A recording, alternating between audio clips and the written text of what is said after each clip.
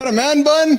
Hey, you got a pompadour? You got an undercut? Today we're talking about men and hairstyles over the years. This morning, get up, guys. It's time to get up. It's time to not hit the snooze button this morning. Mornings in a Lab with Keith and friends.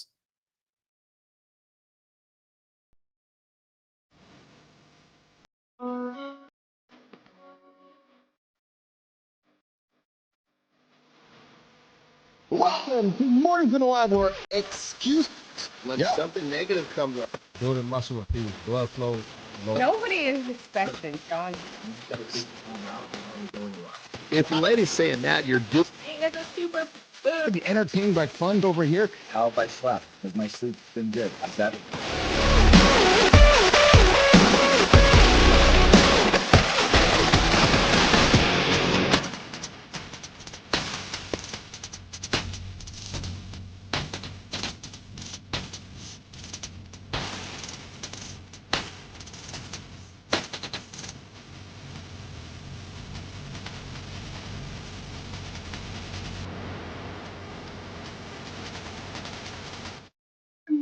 Doom, doom, doom, doom, doom, doom, doom. Good morning, guys. What's going on, nation? You're in the morning show. Mornings in a Lab with Keith and friends. Yes, guys, it's time to get up, roll over. You got the morning wood? You gonna use it? There you go. Hey, this is the only show to help you guys get your ass out of bed. Don't hit the snooze button. Listen, I'm Keith Bilous. Over there, it's C. Marty Fit. Yeah, the guy from Maryland. And over there, you got John Anderson. Today, we're going to spend some time getting to know you guys. You guys get to know us. We got AJ Zeglin joining us here at 45-minute mark of the hour. He's the minefield expert, the mental performance guy joining us here. Mornings in a Lab with Keith and friends. We got some guests coming up in the second hour, but today we are here to dig into from the undercut to the man bun. I had a man bun. We're talking hairstyles. I'm going to talk Marty's hair, Johnny's hair. Maybe we'll even get into producer Jimmy's hair. Guys, who talks about hairstyles? We do here on Mornings in a Lab with Keith and friends. Let me remind you, this is a show where we tend to drop conversation, have conversation that might be uncomfortable for the children. Yes, so I'm going to invite you to either put the headphones on or walk them out of the room. Today, we got some fun topics. We are probably going to talk about sex. Yep. We're probably going to talk about kinks. Yep. We're probably going to talk about our honey packets good for erectile dysfunction. Jimmy. Oh, yeah, by the way, Jimmy, Good Time says good morning. He dropped a comment yesterday. Good morning, Shinku. Yes, I see you there in the comments. Jimmy, let's bring the boys in this morning. Let's see what the boys are up to today. Oh, what's Marty showing there on the camera? What the hell is that? Oh, there. Man bun. That is a man bun, brother. How are you? Have you had a man bun before, Marty? There I'm showing you right here. Dude, that's your hair, man. Oh, this was 3 days ago. Yeah. You couldn't, Marty. You couldn't see it on the vertical. You could only see it horizontal. Oh, my bad. The screen. Yeah. You got to put it. You know, we got to tell our guests to put their shit on the vertical because half the time they're sitting like this. That. Yeah. You know, our guests are sitting like this having a conversation. We can see like their left cheek. Oh, I love that, Marty. Oh, so hey, today's a good time in the conversation. We're talking hairstyles. Marty, I'm really curious about hear from our brother Johnny and the hairstyles he has had as a young man growing up. John probably had a flow back in the day. Marty, have you seen young John Anderson? What a handsome I haven't. When you say young, how young are you looking, brother? Jimmy, I'll get John's still young. John's still young, yeah. Yeah, he's still young. So I'm thinking, but Marty, you look at Johnny when he was on stage there doing some bodybuilding stuff, and man, the guy just handsome, chiseled face. That was my last show was fucking 3 years ago. 2.5 years ago. Jesus Christ. No, I'm talking like when you were young, like when you're like in your 20s or 30s and you're all like handsome and shit. And that was before Terry, when you had the girls knocking on your door left and right. They're just like, hey, I gotta go knock on John Anderson's door. Well, you know, it's kind of a weird evolution because when you're young, you think yourself as hot. You know, you're good looking. Now it's just like that shit doesn't even register. You know what I mean? You know, when someone says, "Oh, you know, you're handsome," I just think, "Fuck, that's so not part of my identity anymore." When I know, right? 15 years ago, that was like, "Oh, I was waiting for that. You know what I mean? Yeah. So Johnny, we will keep giving that to Marty because we're just the uncles and grandpas here in the show. So Marty, Hey, listen, man. you can be the handsome guy, Marty. You now have the handsome moniker. That's gonna be part of my identity in my 60s. So I don't know what I don't care what John talking about. I'm still gonna be what handsome. I'm getting at, brother, it's not that it's not there. It's just slides down the totem pole of importance. Is what it comes down for to. sure. I can see that. It's still there. It's just not. You just don't really pay much attention to it because you got your focus on so much other shit. Understood. No, I'll tell you. The last thing I'm gonna do is let myself go all the hell in a handbag. Fuck. Are you kidding me? Well, that's not happening. No, we know that's not happening. No, and so I hate that when somebody lets themselves go. I mean, it's a sign of it's like they've lost self-respect. I agree with you. Oh, baby, do I agree with you? It's a dad bod kind of. And listen, guys, hold on, gentlemen. We're not here to beat you up. No, because if anything, this is the show to help you get out of that space, frankly, not to dehumanize you and beat you up for being in that space, right, Marty? I saw some content you put up where there's some dude just beating on some guy who didn't have like a John Anderson physique or like a physique like yourself, and the guy was starting his journey, and there was some guy and there was some guy just beating him up, and you're like, what the hell are you doing, man? Like, allow the guy to be on his journey. Hey, Marty? Exactly. Yeah, man. Everybody starts somewhere, and the guy who's beating him up didn't start there. No, exactly. But let's set the record straight. If you love someone, it's your fucking duty to be honest. I've told multiple of my best friends, have some fucking self-respect. What are you doing to yourself? Yes. I love you. I'm here. Yes. I'm ready to help you. But you got to fucking take the first step. I can't get you. I can lead a camel to water, but I can't make that son of a bitch drink. Yeah. So fucking take a deep breath and have some fucking self-respect. Let's go. And guys, it's the same thing for our wives. Boys, we all like to have the fit, attractive female. And again, let's just put fit in quotes. I don't care if fit. I really don't care what your definition of fit. I really don't care. You know what, man? Not to cut you off, Keith. Yeah. Fit has different meanings, man. Yes, a lot of people try to box fit into one thing, and it's not one thing. I agree with you. But my point is, Marty, and I'm glad you went there, Marty, is that, we all want to. Listen, men are like, oh, I'm attracted to my wife in a certain way. But Mom, my wife has let herself go. She's not having sex with me anymore. Buddy, go look in the mirror, man. Like maybe your own self mirror is the reason why your wife's not fucking touching you. Well, another thing too, if your wife's all fucked up and she's not good looking and overweight, there's probably a good fucking chance you're the same goddamn way because you guys evolved together. Boom. Yep. So John, I keep my shit straight. Terry's going to keep her shit straight. If I started to slip, she's keeping her shit straight. I got to step and vice versa. That's right. That's exactly it. Marty. So John, what do you say to the guy that's keeping himself up in the gym, but his wife she's not even trying. She has no interest in it. What do you say to that guy? Because I come across a lot of guys in that situation. You just got to keep leading by example. Keep leading by example because it's a trickle down theory. I can't tell you how many of my clients start off with usually what happens is when the wife takes a stand, it goes to the husband, to the kids. Once the kids are on board, the fucking wife can't. She's outnumbered at that point because usually it's just this fucking push-pull thing. Doesn't matter if the husband's right. The wife is going to have a stance against him because these relationships get so, I don't know, they're so frustrated with each other because the way they live their lives, they take all their frustration out on each other. So one of them could have the fucking winning lottery ticket. And the other one will say, no, that's not it. Well, and here's what we know too. Good morning. Good morning, Enzo. We see you there in the future, brother. Haven't seen you around. Hope you're doing well, Enzo. Hope you're doing well. Listen, we missed you on the show back in October. Maybe you got some time to come hang out with us again here in the future. Here, I see Enzo's starting a podcast. Oh, there you go. Well, hey, I think we need to be on Enzo's podcast. Actually, that'd be awesome. Enzo, I think we motivated him too. That's fantastic. Here's the thing, boys. Here's what we do know as well, right? And let's just stay on this conversation about fit or healthy or well households. If we're all going on the journey, we're all succeeding together. I don't know, Johnny, Marty, but in my experience, if I'm going down the path and Lauren is not going down the path, it's probably a lesser likelihood of me succeeding, right? And it kind of goes both ways, right? So if Lauren's on her journey, succeeding with your fitness or just as a man? Okay. No, you poor mere fucking mortals. Jesus Christ. No, but it's true.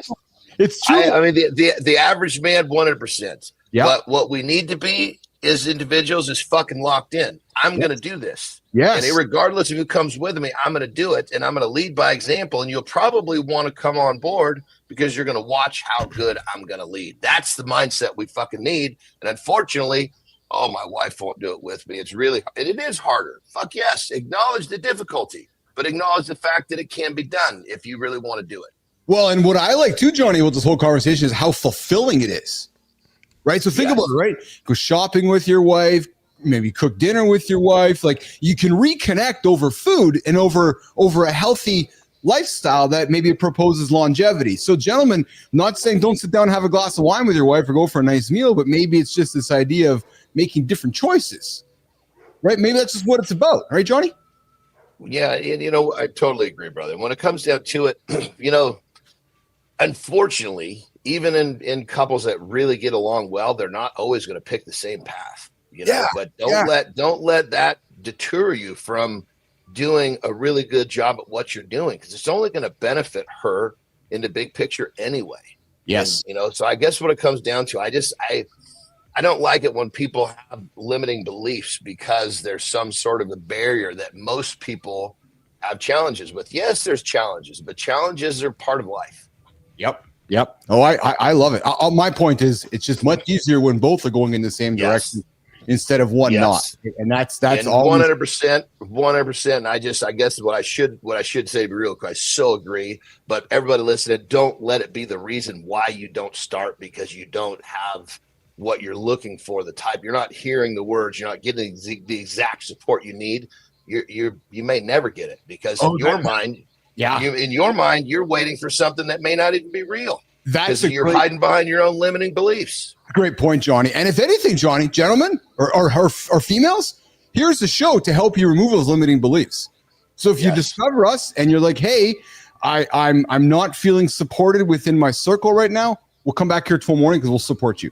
And then the next day. And then you know what? You can find myself and John and Marty all online all the time. If you're looking for support, go connect with Johnny or myself or Marty, and we're going to help support you. The only morning show that is helping you guys achieve those big, audacious goals. Speaking of, so today, guys, here's what I thought we would do. Today, we got a few topics we're going to get into. We're going to talk about hairstyles over the years. I thought that was a fun topic just to kind of have some fun with here today, guys. Marty dropped a video we're going to run here in just a second here, Jimmy, before we go to the accountability check-in. I want to spend a little bit of time this morning creating some content to reintroduce our audience to John Anderson, C. Marty Fit, Keith Bilous, and AJ Zeglin. So we're going to kind of do a little maybe self-interview around the table. I do have a couple of fun topics as well today that I really also want to have conversations about. One of them is experts say these are the 7 sex questions almost everyone has, boys, but are too embarrassed to ask. And this is the show that we talk about things nobody else wants to talk about. We're gonna talk about that here today as well. And Johnny, I'm looking at you, pal, because Marty is still on the upside of life when it comes to this. But hey, gentlemen, are honey packets good for erectile dysfunction? There's natural. Hold on. Are they good for erectile? Like you're going to eat it so you can't get a good boner? I don't know who would use it. So you can get a good. So good to get rid of it. Okay. Yeah. So if you want to get a good boner, right, instead of using maybe Cialis or Viagra or one of the medical ingredients, you might want to try honey packets. So we're going to throw that on the table here in a second. My first gut reaction is I think that's like giving a fucking whale a Tic Tac, man. That's such a small little fucking piece of the equation. You can fucking grab a hold of that as much as you want, but ain't nothing gonna happen. I guess it depends. That thing's gonna be as fucking flaccid as it was before you drank the fucking jar of honey. Yeah, man. Drink some water, man. Do some cardio. Get your nutrients. Get some fucking exercise. Get the mental theater rolling. Picture that thing going in without a bend. Yeah, exactly. That's what that bend is. That's if your blood fucking dude's drinking the honey, got the bend, man. If your bloodstream is full of chicken grease and French fry grease, that's what happens. So you gotta get some hydration, fellas. Oh my god. Jimmy, let's do this. Let's go to the accountability check-in, and then we're gonna come back to Marty's video he dropped. That's what happens when it's go time and your bloodstream full of chicken grease and French fry grease. That's the trans fat circulating in the bloodstream. Oh my God! You guys get the hell out of here! I got something I got to do. Oh man. Boys, 5 minutes. No, we're not talking about sex. 5 minutes. That's all it takes to get ahead. No, I didn't say that's all it takes to get ahead. No, that's not what I said, Jimmy. That's not what I said. 5 minutes. That's all it takes to get ahead. Not to get head. No, to get ahead. What camera am I looking at? Leave the honey aside. Here's how you can get ahead. Not.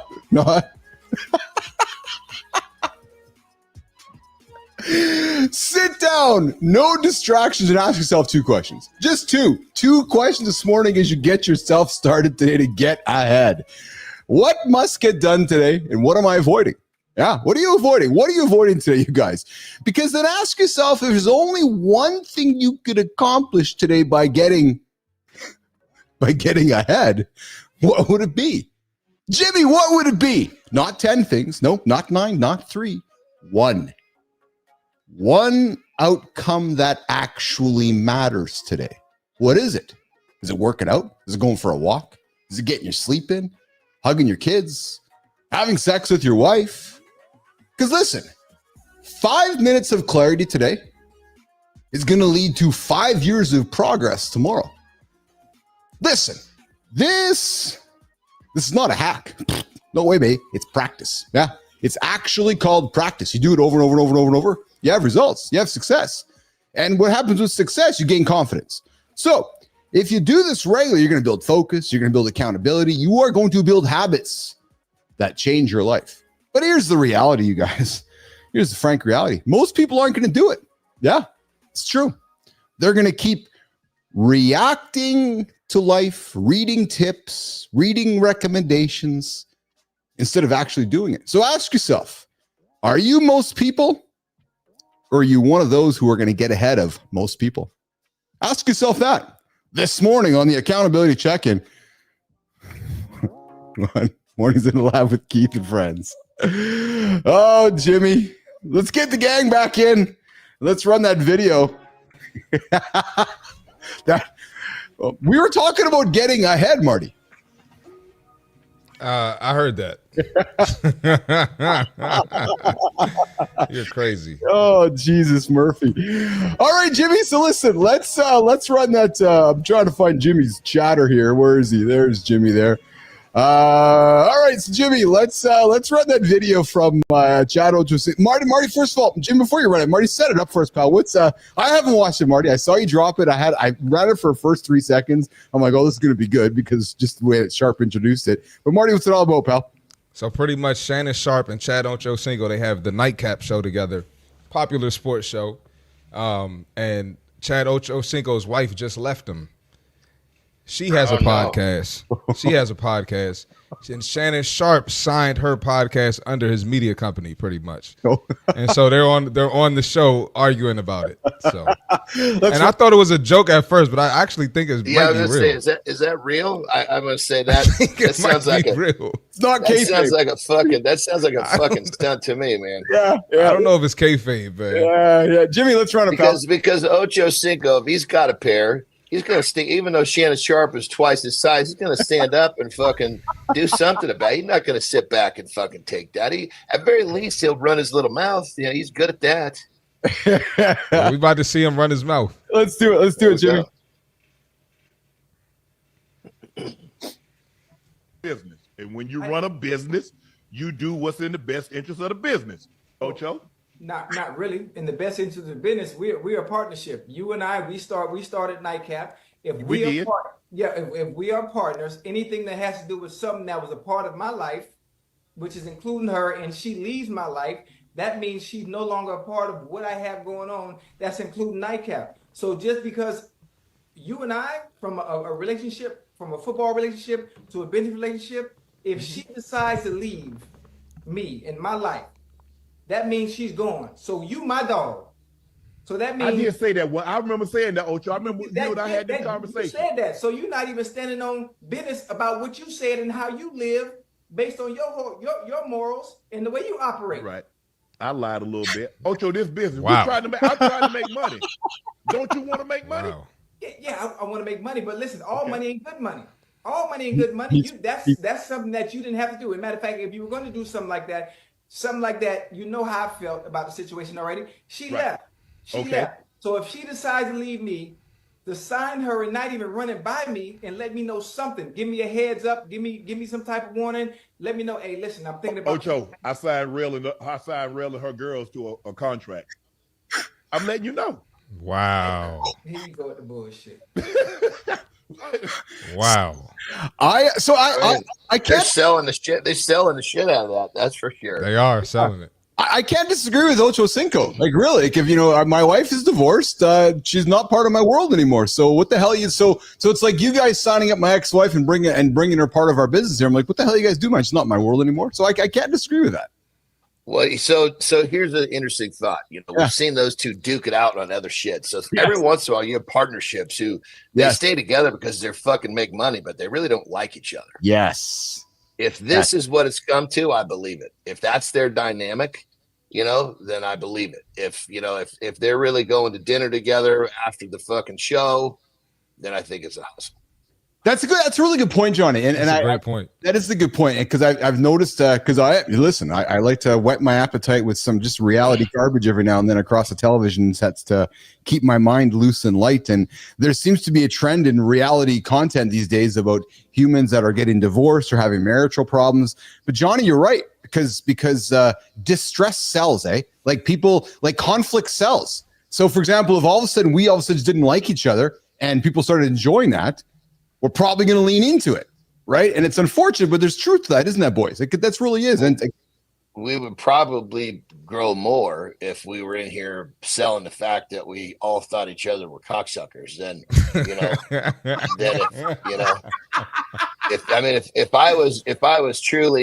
if I was truly digging on you guys in a non, loving way, in a non-productive way, that's far more interesting to people than actually trying to promote people with positivity. I mean, granted, the right people show up for this, but everybody shows up for the raunchy shit. Yeah, it's so true. Speaking of, actually, I found myself, Marty, I watched that McMahon documentary a few weeks back, and I was served up because Netflix knows what we like to watch. Johnny, looking at you, pal, I was served up the recent documentary on our good hero, Jerry Springer. Remember that guy, Johnny? Oh, yeah. I know Jerry Springer, too. Dude, that dude was like, talk about everybody on the freaking planet tuned into that guy, and it was all because he was uncovering the fucking nastiest shit. Like, can you fucking believe that? Yes. Like how these people were sewing themselves together with doing stupid shit to each other was unbelievable. Yeah, well, I bring this up because that was exactly the point of the show. I gotta watch that. The more shit that they created. The more conflict they created on the show, the better the ratings that went up. And there's just a good example of, I was a young entrepreneur when that show was hot. Yeah. And I used to feel so disappointed with myself when I would watch that. I'm like, what are you fucking doing? This is getting you nowhere. But it was like this fucking vortex. It was like, God damn it, man. You'd hear people at the gym, oh, God, I got to hurry up and get home to watch Jerry Springer. Are you fucking kidding me? Jesus Christ. But, it's awful, but I fell victim to it as well. Oh, Jesus. Johnny, I fell victim to it Sunday night. I was having some dinner. I threw it on. I was working. I had it on in the background. Next thing you know, I'm like, holy fuck, man, I'm getting sucked back into this like I'm 20 years old again. I was like, what the hell's going on?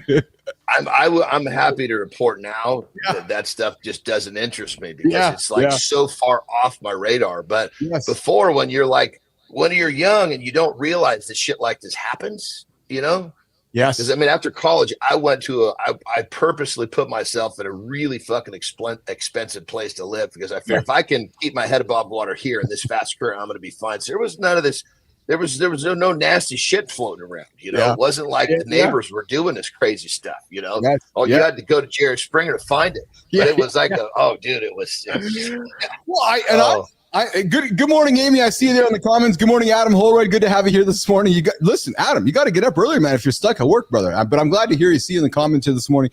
But boys, I tune into some of this ancient stuff, this vintage content, because we make a vintage radio show or vintage show. So it's good to lean into things that largely repeat themselves, and it's great because conflict is repeatable. Back to Shannon and Ocho, right? It's a conflict. People want to lean into conflict. Right. So, all right. So listen, I got a couple things before we get into the hairstyle conversation here.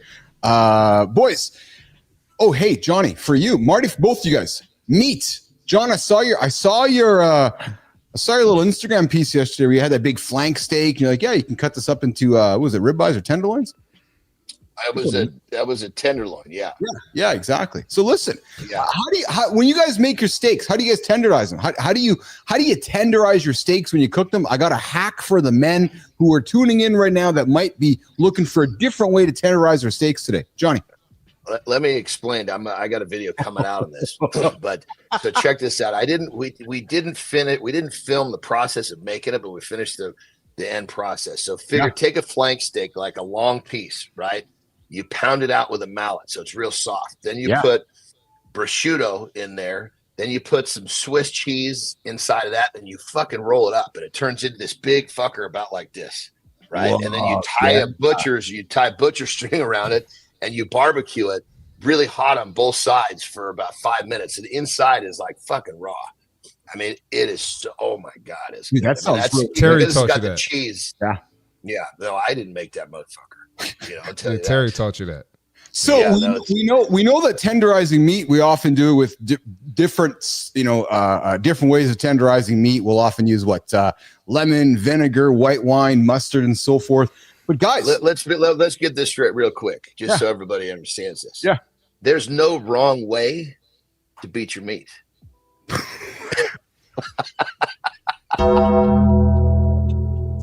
Jimmy, there's a soundbite for us.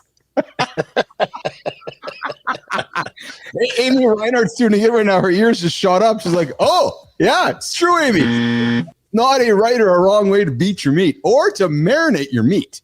As we're talking marinating, or soak it with someone jumping up and down the fucking bed.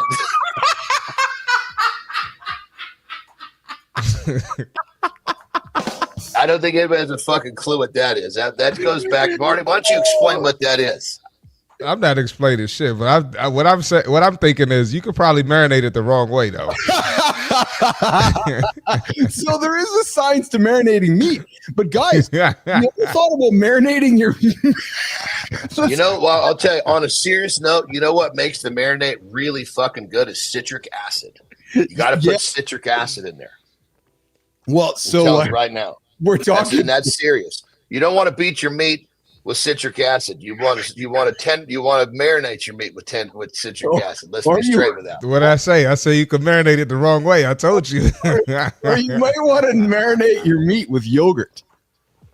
Have you ever dipped your meat? Have you ever dipped your meat in yogurt? Johnny, have you ever dipped your meat in yogurt? No, but I think everybody gets a little yogurt when they beat their meat. What? Because look at Marty just leaves, dude. Look at Marty. This must be white guy humor. He just left the room. There's lactic acid and calcium do the work when you marinate your meat in yogurt. So, gentlemen, if you're looking to have some meat today, you might want to pull the yogurt out, and you might want to marinate. I hope none of my friends are watching this. They're gonna be like, "Marty, what are you doing with them white dudes, man?" That's what I told him. I say it was the white dude humor. Now I know why Marty doesn't want to tell anybody about his morning commitments. He's like, "Fuck, man, I can't tell anybody I'm hanging out with these old fucking white guys joking about meat and yogurt and." Marty's sitting there thinking, Jesus Christ, if this is what I got to do to make my millions, I got to be like these two fucking old white guys. Jesus Christ, he's rethinking being wealthy,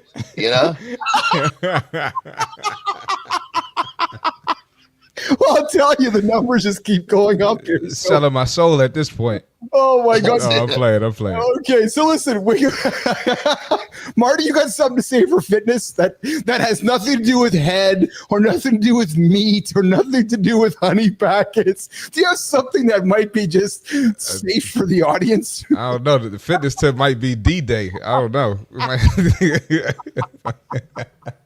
Maybe the fitness tip is I don't know. Let's go a little deeper into the honey. How do you get the boys a diamond cutter? Yeah. So listen, Marty, you get your. We're gonna go back and keep this thing running, man. Have you watch this morning? I don't know. Yeah, I might have to switch it. Let's do it, Jimmy. Get us out of here. Yeah, get off the stage, guys. Oh my God. Get out of here. All right, my fitness tip has nothing to do with that. All right, but anyway, let's get serious, man. Stop avoiding things in the gym that you don't like. So that could be different things for different people. So if you don't like leg day, that doesn't mean you never, ever do leg day and you're only doing upper body. And I don't know if there's any ladies watching. If you hate upper body day, that doesn't mean you skip upper body, only do legs. And my people that love lifting, damn sure it doesn't mean that you skip cardio, okay? If there's something that you dislike that much, that means you need to do more of it. And it's probably going to help your fitness. And not only is it going to help your fitness, it's going to help your mindset as well. It's going to help your mental, right? That's going to give you the courage. It's going to give you the discipline to do things that you don't feel like in life as well. So you can't just sit here and skip things because you don't like it. And you're going to get a benefit from it, especially cardio. You got to work your heart, right? You got to put that heart under some stress, and you're going to get benefits from that as well. So don't skip things just because you don't like them.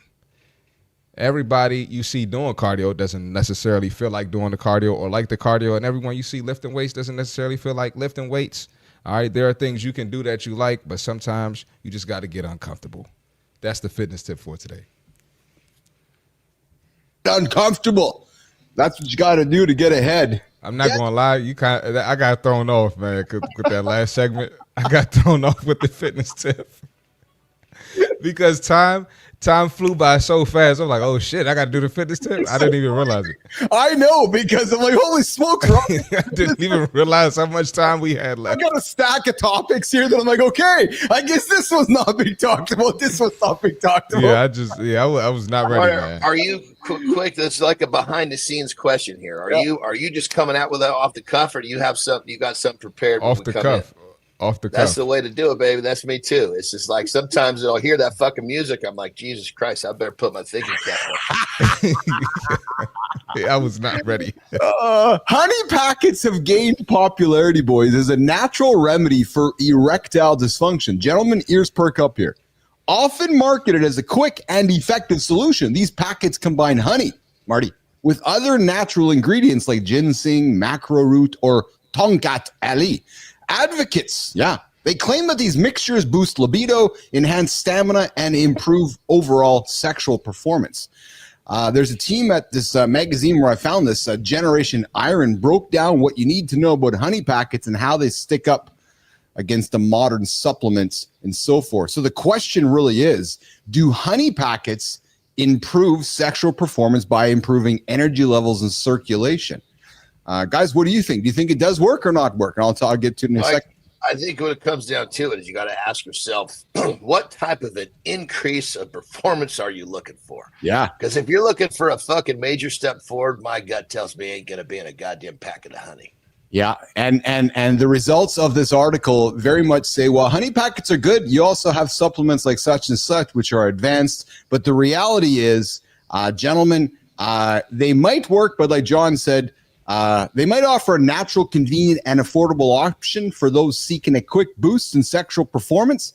However, guys, unfortunately, their performance and their effects are often short-lived and not scientifically proven. Rick Kletke. Go, Rick, I just see you joining us here. Yeah, we're covering it all, Rick. We're talking ED and honey packets. So, guys, if you're looking to have some sex with your wife today and you're thinking that you're having some struggles getting the blood flowing, don't go to the honey. Go to your doctor. It's a true story. You know, one of the things that I'll just talk about myself in terms of what was probably one of the biggest helps for me when it came to getting a good piece of fucking wood. Yeah. Was literally learning to fucking be present in that fucking moment. Boom. Because me too. How many times you get in that and you're fucking worried about this, you're worried about that. Next thing you know, you're worried if your fucking cock's gonna get hard, and it's like, holy Christ, all this fucking worry.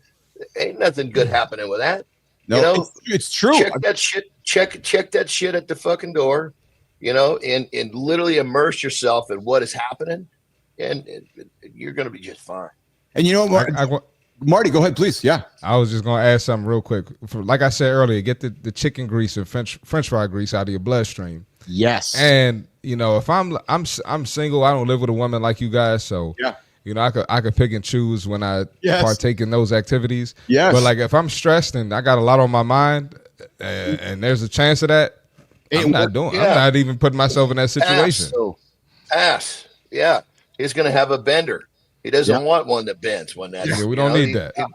He wants that. He wants that thing to cut glass. You know. Yeah, I got to drop 40 every time I step on the court. So yeah.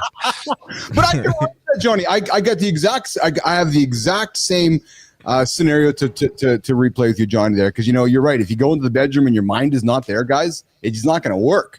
So, and you know what? We always talk about, listen, we live in a world where it's like, oh, performance, pornography. We get all get caught up in shit. Guys, just settle down, man. Take a deep breath. Go to the gym, get your sleep, eat good food, love your wife. And hey, Klutke, shit's going to happen. Right. And the truth is, though, if as you get a little older, things aren't working, we do have choices, which include our doctors. So I would not discourage you from having that conversation as well. Johnny, I had a guy connect with yesterday who was 60 years old. He's like, hey, are you making content for guys like me? I'm like, yeah, because my co-hosts and I we're going to be you one day. So while we don't necessarily make too much content for our 60 and 70-year-old friends, I know that as we keep making this show, we got 60-year-old men, Johnny, that want to have that morning wood. But I literally believe that if a 60 or 70-year-old man started to implement the stuff we talk about, I think it would be a complete game changer. I agree with you. You know? Oh, yeah. Yeah. I mean, there are a few things that he might have to take a little bit of a grain of salt, like we talk about certain vigorous types of exercise. Yeah. But I can't tell you how many guys in their 70s, I even had in their 80s, that I got, you know, lightly deadlifting and squatting, and it completely changed their quality of life. Yeah, yeah, I agree. The key is just to learn how to do it with someone who knows. Bingo. Teach you to do it. It's not going to hurt you. Bingo. Yeah, because I don't subscribe to these mentalities. Oh, you shouldn't be squatting when you're in your 50s. You don't want to be doing burpees. No, do it with someone who can teach you to do it properly. Go learn from John Anderson. See Marty Fit. Go learn and do it properly. Jimmy, let's go to the hair conversation, brother. Let's bring it up. So guys, I'm going to start this conversation about hair. So I love my dad. Dad, if you're tuning in, I love you, brother. But my dad, you know, growing up in that era back in the 1800s, Marty, where hair was like a thing, right? So my dad was always like, you know, my son can't have long hair. My son can't look a certain way. And it was kind of an issue for us. And there was many times where boys, my high school where I went to was a vocational high school. They had hairstyling salons. So it was not uncommon for me to go on the weekends to get my hair in cornrows and braids. I had nice long flowing locks, and I'd get my get it all braided up, and then come home, throw the old toque on so my dad wouldn't see, and go party with my buddies all weekend, and then take it out on a Sunday night. But hair has been a thing. No shit. So you do it just for the weekend? Yeah, just for the weekend. Yeah, exactly. Wow, okay. Trying to move the needle, right? But hair has been a thing for us men. So Jimmy, let's pull the gamma up. Let's have a fun conversation about hairstyles along the way. Marty, let's start with you. So let's bring it up here, Jimmy. Let's see what we got here. So we're gonna explore the evolution of men's hairstyles. I'm thinking Rick Klecki. Rick's been on the show before too. I wonder what kind of hair Rick has had along the way here. So let's have so you can absolutely look at timelines when you watch movies, when you watch television, you watch this content about how hair has changed, especially for us men. And you look at some of these undercuts, the fade. Johnny, have you ever had the fade before? You know, I think I've always pretty much had short hair because, you know, funny enough, my hair got a little, like on the sides, it would get kinky, you know what I mean? So it wouldn't really, I couldn't really brush it back. It would kind of do this on the sides. So I always kept the sides really tight. Oh yeah, that's what I got. The fade. Yeah, see, Marty's got a nice little fade on his side there, and he's got a man butt in the back there, right? Exactly. Yeah. So I've enjoyed seeing the different styles of hair over the years here. So let's keep it rolling there, Jimmy. So we got the fade. If you got Tommy there, I'm not sure if it's Jimmy or Tommy. We got the quiff and the pompadour. Remember the pompadour, guys? I know Klitke knows the pompadour because Ricky's a 70s kid here. So Rick's like 70s. So I look like I could have played in the Allman Brothers. Then my sister and I got a Jerry curl one night and went on a double date to see Cooley High. Oh my God, we're talking ancient times here. But remember the pompadour, Marty? Do you know the pompadour? That hairstyle back from, you weren't even around that actually. No, nah. The pompadour would have been equal probably to, I'm thinking in the black culture, like the big afro, like the big fucking ghetto afro walking around like with the ghetto blaster. Something like that, maybe. Like I was about to say. Big pompy afro, right? I never heard that term in my life. The pompadour. Yeah, never heard that. Yeah. Never heard that. I haven't either. It's a new one for me as well. Yeah. Remember the Stray Cats? You remember the Stray Cats? You remember the Stray Cats, Johnny? The band, the Stray Cats. They had the pompadour, the big hair, right? The big fluffy hair, and And then that was kind of like that came out of like the 50s and 60s. Didn't it? Like Richie Valens. Yeah, exactly, right. Richie Valens and so forth. And Rick Klitke. My dad wore a pompadour. Right. So, and let's keep it going there, Jimmy. And then we go over to the hair. What would Elvis's hair? Would Elvis has been a pompadour too? Oh, Elvis probably had a little bit of a pompadour. Yeah. Then he had like almost like a quiff, like a quiff and then a fade. Elvis, that's a good one, Johnny. He had a ton of different hairstyles. He when he was in the military there, he had a buzz cut. Then I think he had a pompadour. And then, boys, remember when the man bun came out? I do, because I had a big man bun for a while. I was in my 40s. I grew a big man bun there. I had long hair, shaved sides, and rolled it up top there. And then if you scroll down here, boys, the buzz cut. The buzz cut was really something that my old man really was hoping I would always live with, which was the buzz cut that I did not spend much time having on my head. Let's keep it going there, Jimmy. What else we got here for men's hairstyles? The shag and the curtain bangs. Oh yeah. 70s and 90s got the shag, and then of course you got the suitable hair types as you kind of go through society here. Let's keep it rolling there, boys. And then I do remember back when music and rock and roll was big there. Remember hair metal, Johnny? Just from California, like Motley Crue and Closing and Rap and all that shit, right? Yeah. All that old hair, all those hair metal bands. There's all the long hair. That was a big old thing.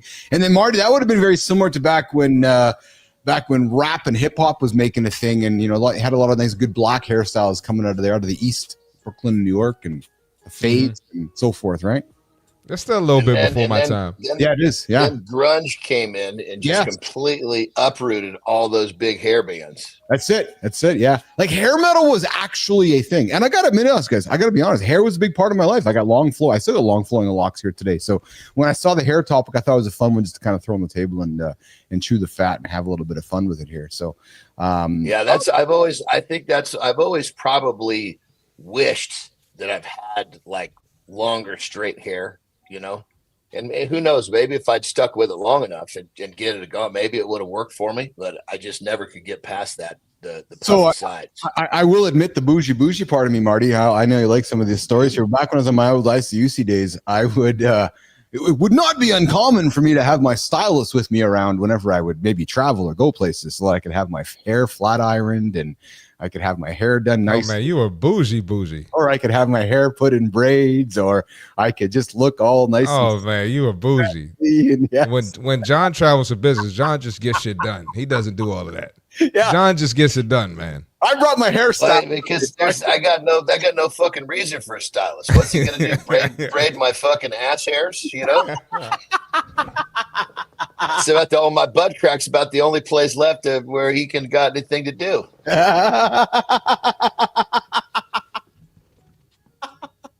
Oh, you still have hair down there, Johnny. That's why he need a bidet. That's why you need. That's why he need a bidet. When you got deep cheeks, you ain't getting that out of there. Oh Jesus! AJ just sitting there wondering what the hell. Whoa, yeah. Sorry, AJ. AJ understands deep cheeks. He builds them all the time.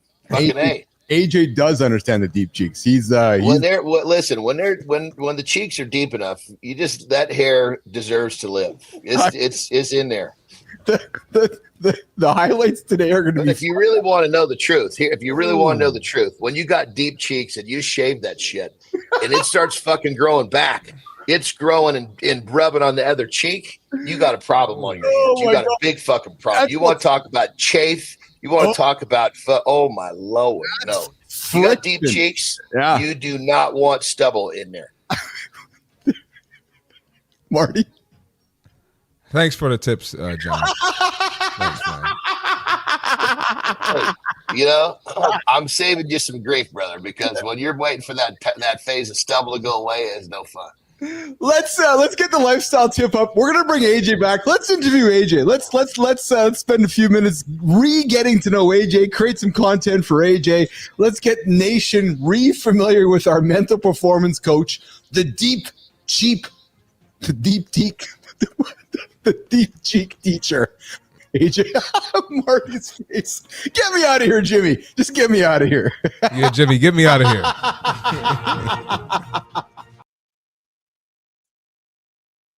All right, this one, we're going back. We're going back to something I've talked about before, but it's simple and highly effective. And I don't think anyone that has a challenge waking up in the morning to hear this often enough. Snooze. We talk about not hitting the snooze. Well, what's the simplest way to not hit the snooze? You don't want that phone by your bedside table because you're going to roll over, you're going to hit that button, and you're going to waste whatever it is, 7-9 minutes of your life, whatever that dumb shit is. Take your phone, plug it in, charging in another room. So you got to get on your feet. You got to walk to go turn that alarm off. And then once you turn it off, the time it will take you to get back to bed, you can talk yourself off the ledge, meaning stay on your feet and not get back in bed. Sometimes it just takes a few seconds to make that good decision. So the tip is simple. Get your phone off the bedside table, put it in another room, and commit to getting up and staying up. One simple tip will change the rest of your life. Rock and roll. Simple tip from John Anderson. Whether it's 7 minutes, 9 minutes, whatever that dumb shit is, as Johnny says, don't hit the snooze button this morning. Our deep chief expert from the mental performance side here, AJ Zeglin, joining us. What's up, brother? I would expect you not to have heard the first 45 minutes of the show, but it's been just fucking madness this morning. Okay. Well, if it's anything like the last couple minutes I heard, I could imagine. We've been talking our honey packets, good for erectile dysfunction. We've been talking about deep cheeks, yogurt tenderizing your steak, AJ. Right, so if you need to dip your meat into something today, you might want to dip your meat into yogurt this morning, later today. So, just things you can different methods to beat your meat. That's exactly right. Yeah, we're talking meat. Yeah, exactly. So, Nation, we're here hanging out with our good friend, our partner, our colleague, AJ Zeglin, the owner and leader of Invictus High Performance. He's a mental performance coach. He works with athletes, men, humans, to help them sort their shit out. AJ, I thought we'd take 10 minutes here today with you to reintroduce you to everybody. We got a bunch of new listeners. We're creating content. There might be folks who are like, who the fuck is AJ? Who's this handsome young man named AJ Zeglin? So we thought we'd spend a few minutes get to know AJ. So let's kick it off here. But before we do that, though, how are you, first of all? Yeah, I'm doing great. Yeah, how are you guys? We're good. We're good. No complaints. Yeah, it's fucking good, man. Cold here in Manitoba, but we're good. Yeah. It's cold, but man, it's supposed to be like -2 or something tomorrow or on Thursday. To our friends in America, they're like, "Oh yeah, it's still fucking." Is that a good thing? Is that a good thing or a bad thing? That's a great thing. Yeah, it's middle of January. We almost get back to 0. Oh man, that's Celsius. I'm looking. The sun's gonna come peeking up over the hill here in a little bit. There's not a goddamn cloud in the sky. I love it. I love it. Yeah. So AJ, let's get to know you, pal. So where should we start? So you are a high performance mental performance coach. Yeah. But before that, like I've worked in the field of human performance for almost about 20 years now. So let's go there. Let's start there with you, pal. I was an athlete myself, and then when I was done competing, I transitioned into obviously working in the gym with athletes. Yeah. And so that started back in the like early 2000s. And so I started strength and conditioning. Obviously, the more time you spend in strength and conditioning, the more you make that connection and have that realization and that understanding how much of our performance is mental.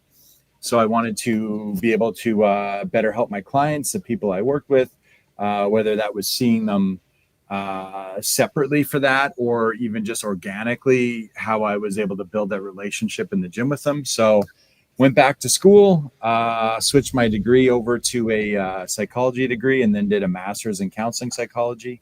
And then started working in both fields, which obviously there's a lot of overlap. They're very interconnected with each other when we're looking at the physical, mental, and emotional. Yeah. AJ, what I'm fascinated about your journey is that you started out in the gym. You started out, using, the physical tools that we as humans have, muscles and strength and power and agility and all those physical things. But through your journey working with athletes, AJ, somewhere in your journey, the light went on going, oh, there's a high level of mental performance that I could go learn about, which is going to complement all the physical training I had. Where in that journey did that light go on for you, AJ? Was it awareness? Was it talking to athletes? Was it just societal pressures changing and accepting that, wow, yeah, the mental performance does affect how we lift in the gym? AJ. Yeah, I mean, I think a little bit of it was obviously through my own personal experience. Obviously, every level I was going to say that. He figured that shit out on his own, man. Yeah. Every level you rise as an athlete, obviously you face a whole new set of challenges. So you kind of got to navigate through the ups and downs of it, right? There's a lot of peaks and there's a lot of valleys that come with it too, right? So you kind of have this awareness of it at that point. And then when you're working in the gym with guys too, or with athletes or with people, just in general, obviously you're trying to build a great relationship with them. Yeah. And then you really notice that the majority of the time you spend talking in between sets, doing stuff like that, people start talking about all kinds of stuff, right? Yes. And then, we would joke around a little bit with other trainers and stuff that I worked with, where you're like, geez, as a trainer or a strength coach, it's almost like you're a part-time therapist as well, because you're talking, working with all these people. And then I was like, you know what, you really kind of are, right? So I'm like, why not just lean into this, right? Like, how can I help people better? Maybe can I learn things that will make these conversations that I have with them more productive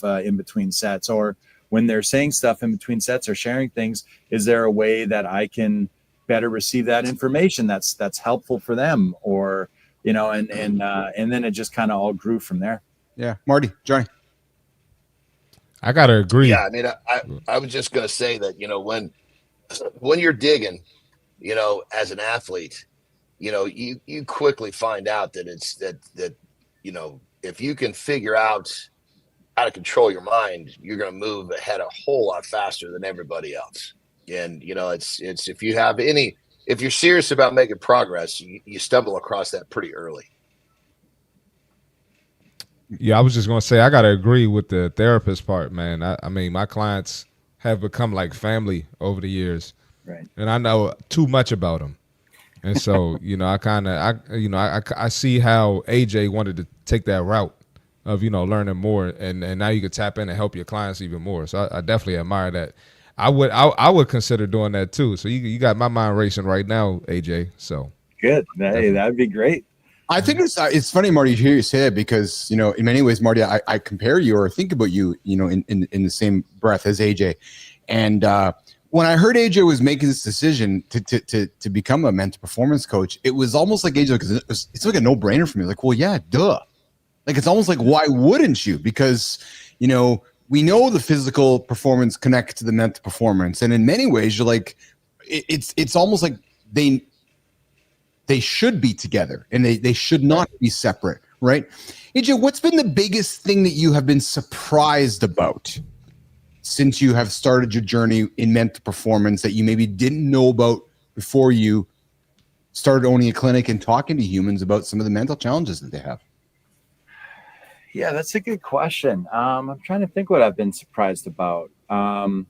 I can share with you in when I was in school, I was actually surprised in a good way. Yeah. How similar everything that I learned in the gym was to how similar it was, and how these common threads ran through everything that I was learning when I went back to school for counseling, for therapy, for mental performance. Like they are, you said, they're so similar. They're one and the same. Yeah. For every theoretical orientation that you have, or skill or tool that you have on the mental side, there is a mirror kind of version of that on the physical side that we employ all the time in the gym.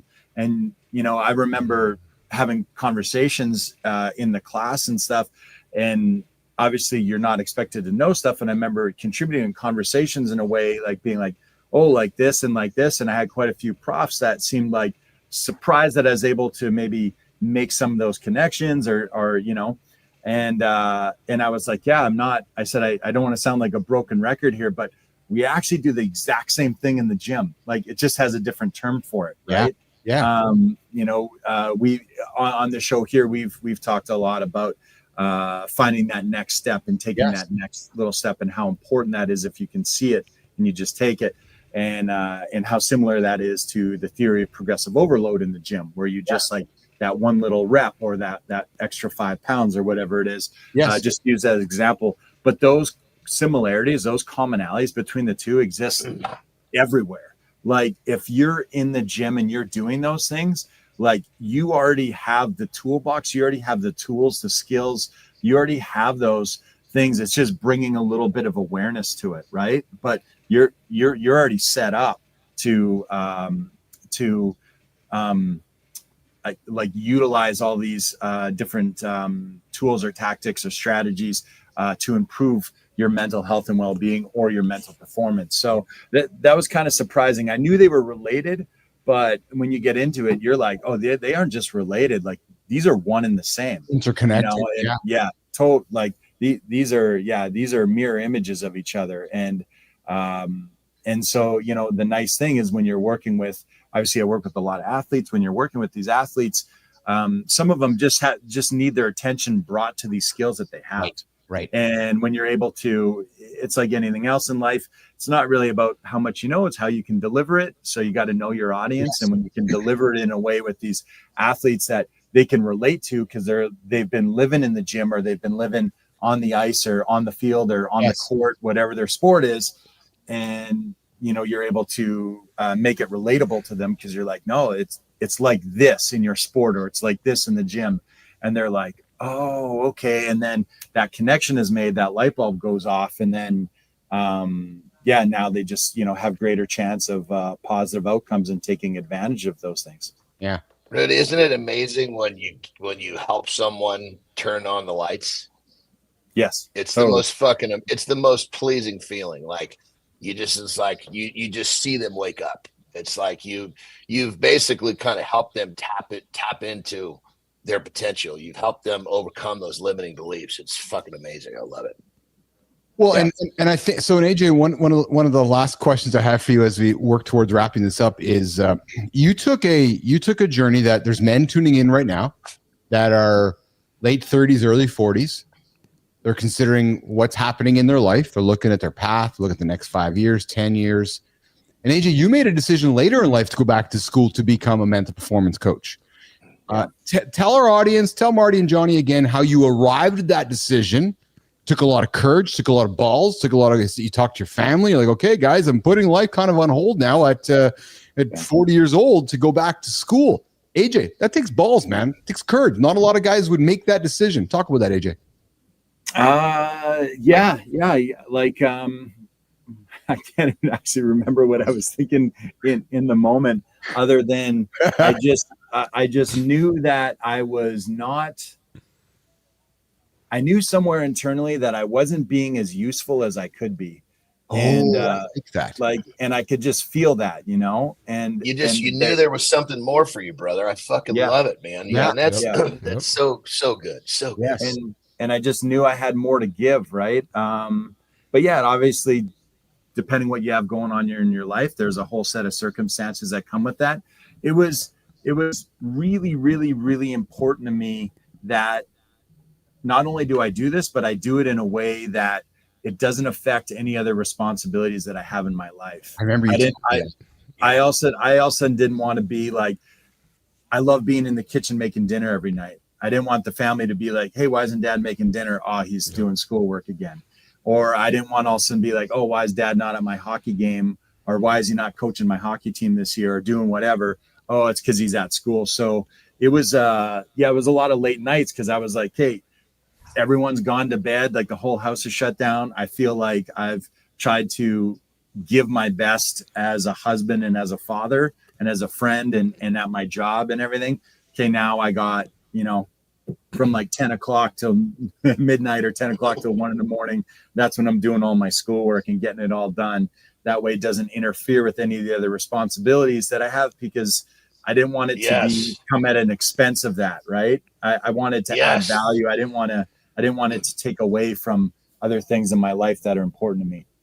Well, and here's the thing. People got to understand that, you have to, I guess, how would I put it? It's like, if you have to do more to become more. You can't just say, okay, I'm gonna put this shit that I got to do on the side, because you're not doing more. You're just shifting what you're doing. If you want more, you must do more to become more. More. Hear the more's in there? Stop fucking putting shit on the side and fucking take something new on. Streamline your time. Say no to the shit that's wasting your time. Stop fucking scrolling. Stop doing the shit you shouldn't be doing, and accept that you're going to do more on top of what you're already doing. And Marty and John, if you want more, you must do more to become more. And Marty and John, AJ won't say it, so I'm going to say it on his behalf. So I know for a fact that AJ lived those principles. AJ has a special needs daughter. AJ's wife has had some health challenges last number of years or month or so. He's got a young burgeoning boy who's making moves in the world. AJ's got a full-time career. He's got a bunch of responsibilities. And Marty and John didn't bellyache, didn't bitch, looked at his clock and figured it all out. And guys, I'm sharing that with you because he comes. That's what men do. He comes to the show here and he shows like everything is fine. Sometimes I say to myself, I say to Lauren, like, how many hours did that guy fucking sleep last night?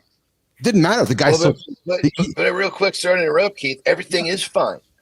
Yes, I know, but my point is, Johnny, is that AJ just showed up. He's like, I'm making a different decision for my family. He didn't sacrifice his family. And I bring it up because he won't talk about it. But guys, when we want to make changes, there's going to be sacrifice. But AJ's like, okay, I guess the sacrifice for me is I might have to sleep an hour or two less. That means I might be studying at 1 o'clock in the morning or 2 o'clock in the morning, even though I got to be at the gym at 6 a.m., even though I got to be at the clinic at 3 o'clock in the afternoon. Repeat. So, brother, I wanted to put that out there for you because you don't talk about it. I want to talk about it on your behalf. This guy's a fucking superstar. He's a super husband. He's a super dad. He's got 2 careers, and he comes on our show. Like, guys, there's no excuse to not fucking achieve anything if you want to hear about AJ Zeglin, John, and Marty. There you go. And one more thing I think that's beautiful about your story, brother, is so many people say, oh, it's too late. I should have done this bullshit. Yes. Jesus Christ. Okay, so why would you not want it? Let's just say that you assume that you've got 10 more viable years of doing what you're going to do. Why would you not want that 10 years to be better? Yes. Why is it too late to get fucking better, for Christ's sake? You know why? Because you're on the fucking couch with a goddamn bag of Cheetos. Remember that conversation we had yesterday after the show, Johnny? Yeah. This is why I surround myself with a guy like AJ Zeglin. Because I know that if I have AJ in my world, I'm in a good place. It's just simple as that. And I'm sorry. I know I'm blowing smoke up his ass with him here instead of talking behind his back. But I know that I'm in a good place because that man has got his priorities right. And as long as I can take some of that energy, I know I'm going to keep my priorities right. So there you go, man. Well, AJ even came on and said he loves being here because it's the surrounding ourselves with people like-minded, and that's what it's. I mean, that's literally it right there. Marty, you got to rock and roll. Marty, you got to rock and roll, pal. Yeah, no, I was just going to say something real quick. How can you say it's too late and that doesn't spark you to have a sense of urgency? Yes. Right? Yes. Totally. You know, How do you say it's too late and still stay complacent? It doesn't make any sense. 100%. AJ, we love doing you, pal. We love doing you here this morning, man. Yeah. I got nothing but respect and appreciation for you. I love what you bring to the table every single Tuesday and Thursday into the lab. Final word from you, pal. What do you got to say to us before we rock and roll out of here today, brother? Well, first, I just want to say thank you. Jeez, that was got me all pumped up here for the rest of the day. Well, good. You deserve it. But you do deserve it. You deserve it because I know for a fact, Marty and Johnny, he doesn't get enough of it. He doesn't. He puts his head down and he goes to work because I know him.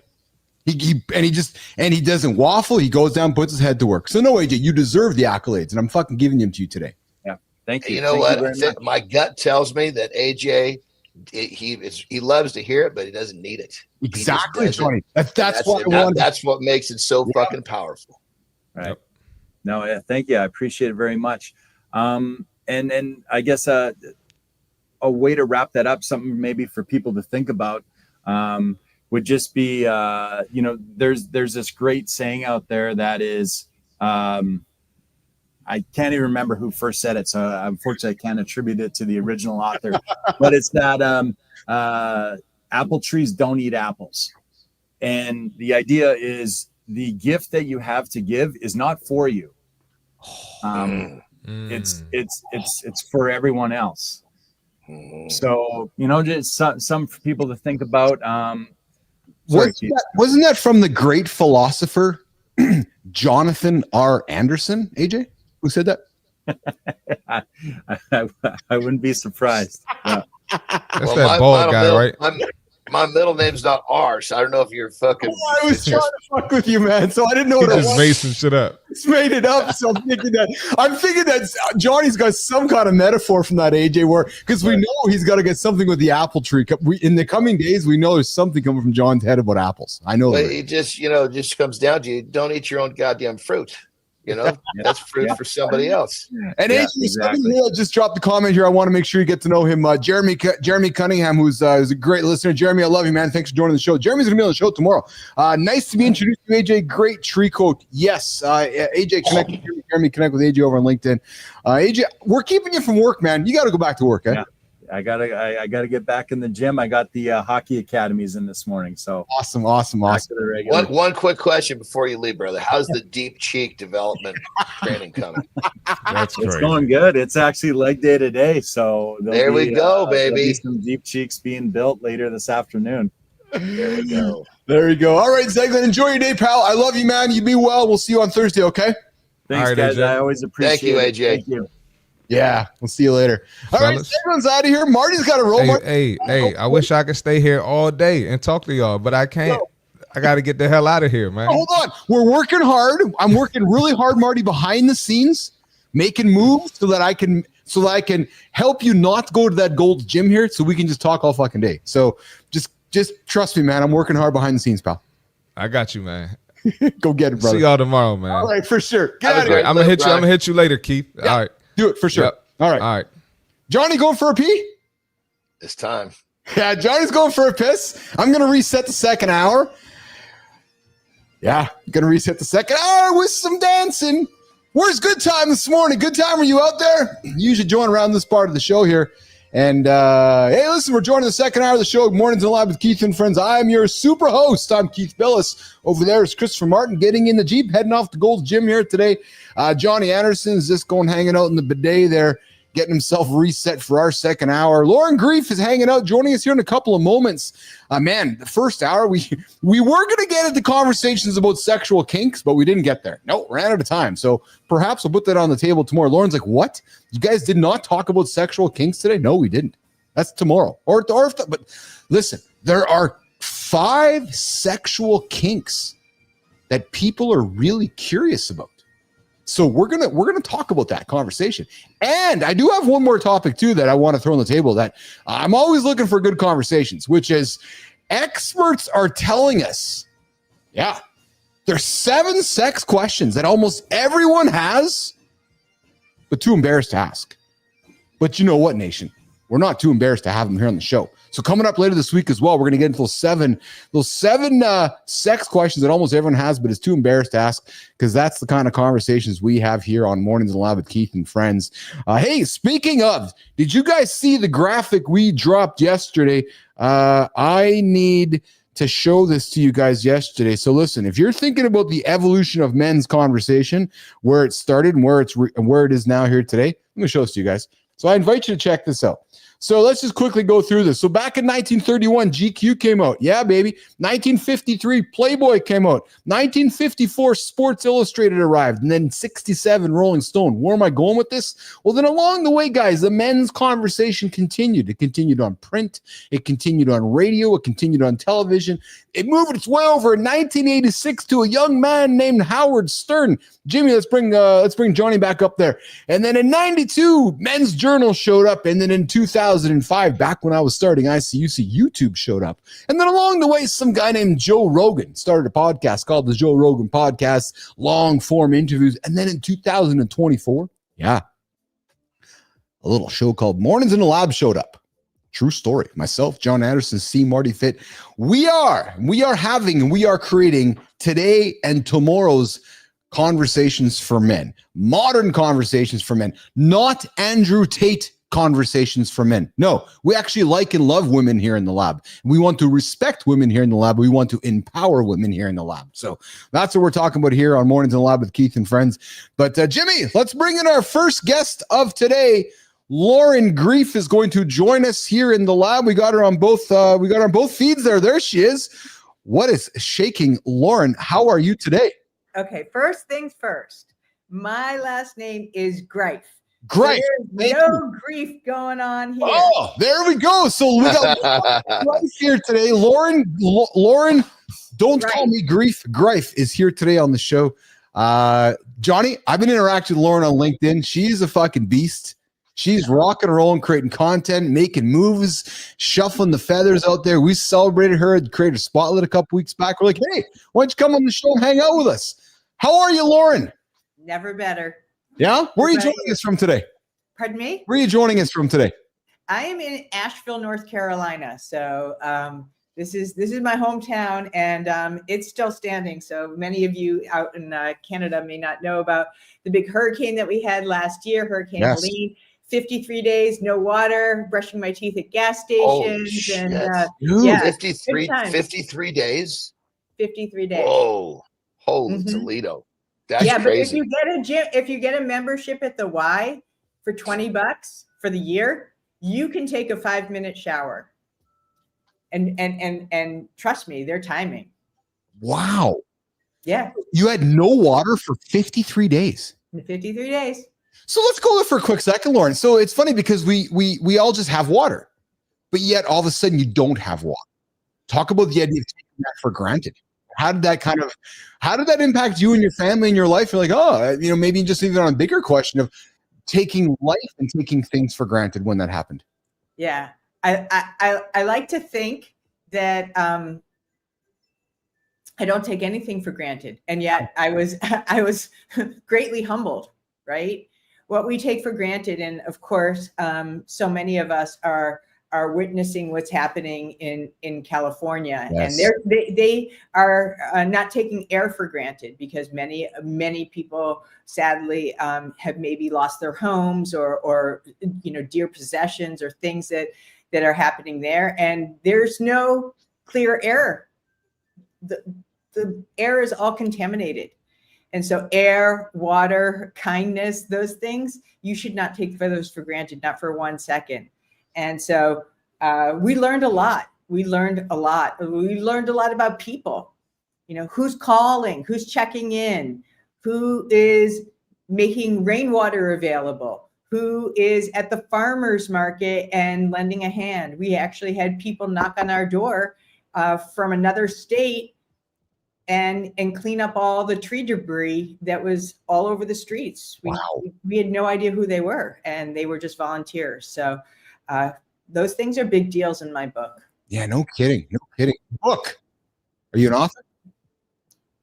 Pardon me? A book. Are you an author?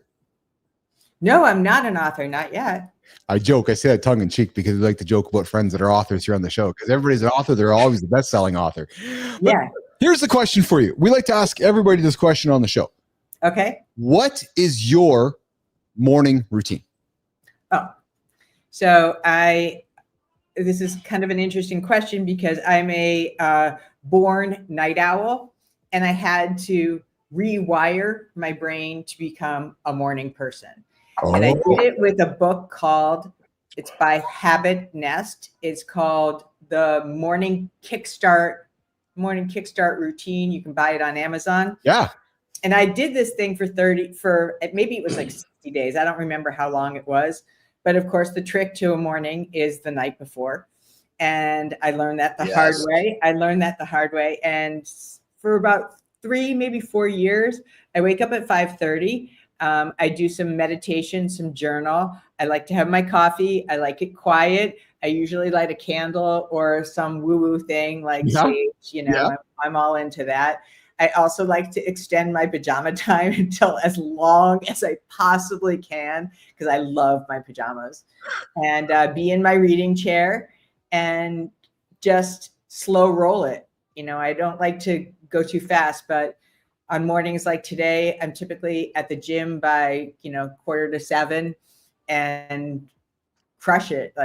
Just bring it on. I'm tired and got some protein in me. So I love that Lauren bought a book to teach her how to have a morning routine. And because humans, I would think psychologically are like, I just don't think we think that way. So the fact that you created this awareness in your head, you're like, I got to get my shit sorted. You drove on down to the store. You're like, okay, I'm going to find a book. And this book, and you found a book to help you create a new habit. Wait a second. Yeah. Somebody gave me that book. Was that like was that like something? I mentioned it in a mastermind group. I said, this is something that's really important to me. Yeah. You know about the Misogi, right? Yeah. That one big goal that you're going to do this year. Yes. One of mine, this is like 3-4 years ago, was to switch my sleep routine. What I love about it too, Lauren, is that you did it later in life. Like you did it in your 20s and 30s. Yes. Right. And we were talking with AJ earlier. AJ made a big decision later in his life in his 40s. And, you made a different decision later in life, Lauren, where that's typically not something that we would do. Respectfully, dude, I do everything late in life. I am like the consummate, that term late bloomer. Yeah. I'm like a delayed bloomer. I think that's absolutely fine. I could care less, but it's true. Yeah. I like that. And when you say you care less, it's because you have the maturity behind you. And like Johnny talks about, you're like, I don't really care what anybody else thinks. This is me. This is my world, my life. It's how I'm going to treat it. Right. I used to feel shame around it because I was watching other people who were younger and now, kind of get their crap together. I also gave up swearing this year. So gave up, good for you. Get their stuff together. And I was like, how'd they do that? Well, never, write that off. Yeah. It's something I wanted to do. If it's important enough to you, as I typically say, if it's important, you'll prioritize it. What you prioritize gets done. End of story. Full stop.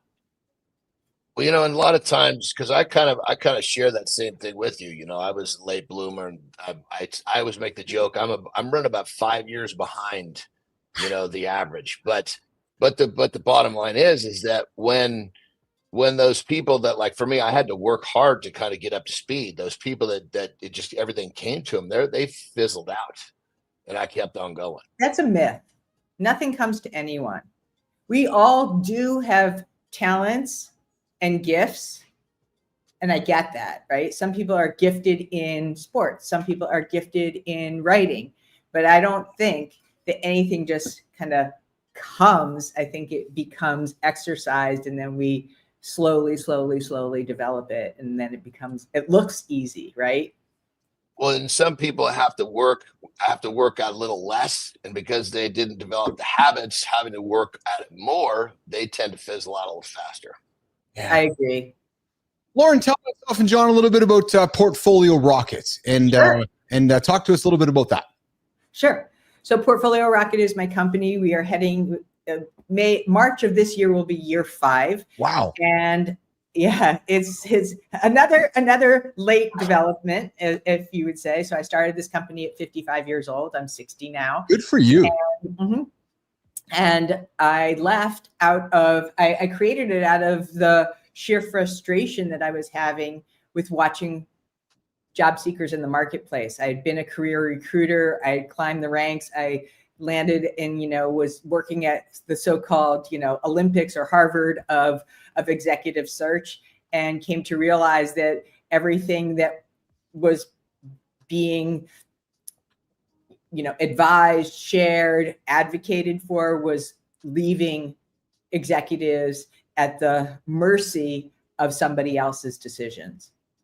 Interesting. Right? There was no agency of their own to really design and have a structure, this is very important, around how to go about accessing what's called the hidden job market, which is where jobs are not posted, which is really 80 to 85% of the marketplace. So for all those executives who are on job boards, good luck, because guess what? Not only was it crowded before AI, with AI, it's a nightmare. So I use this comparison and an analogy actually to portray what is really happening. Because if I tell you only maybe 1% at most of executives will get through an applicant tracking system, that has a context, but here's the real context. That's the same percentage, that's the same chance, that 1% of you finishing your chapstick. Lauren, my assumption is executives or high-level CEOs or senior-level humans aren't applying for jobs. They're being recruited. They're being found. The doors being knocked on. Is that the case, Lauren? I mean, they are at times, but again, as a career recruiter, I know this. There's a slate of candidates that you're going to bring to your client. A slate. Nobody's like trying to work their agenda for your agenda. Right. Right. Their job is to make a placement. And if they're making it with Keith or with John or with Paul or with Susan, good on them, right? Their job is speed to market. Their job is to make sure that candidate moves fast through the system so that they can have another churn. And so we focus in on executives over 40, and most of them, in many cases, are still going about their job search like a landline, right? Because it's much harder, I'm not going to lie, it's much harder to build a network than it is to press a button. Okay, so let's go here then. So Keith and John are at this big morning show. We're connecting with men around the planet, building a massive network of men. There's guys waking up right now. They're in their 40s. They're considering a career shift. Yes. What are you telling that guy right now, Lauren? What are you saying? Get off the line. Let's joke with my brother Johnny here, who's still got his fax machine next to him over there, and he's looking for. And and John has never had to go get a job before. John has his whole career has been as a self. He's proud of the whole idea of he's a self-made man. But there's a guy waking up right now who has a landline in his office, and he's wondering how he's going to take that next step in his career. What are you saying, Lauren? Oh, she has one, Johnny. She does have one. Look at that.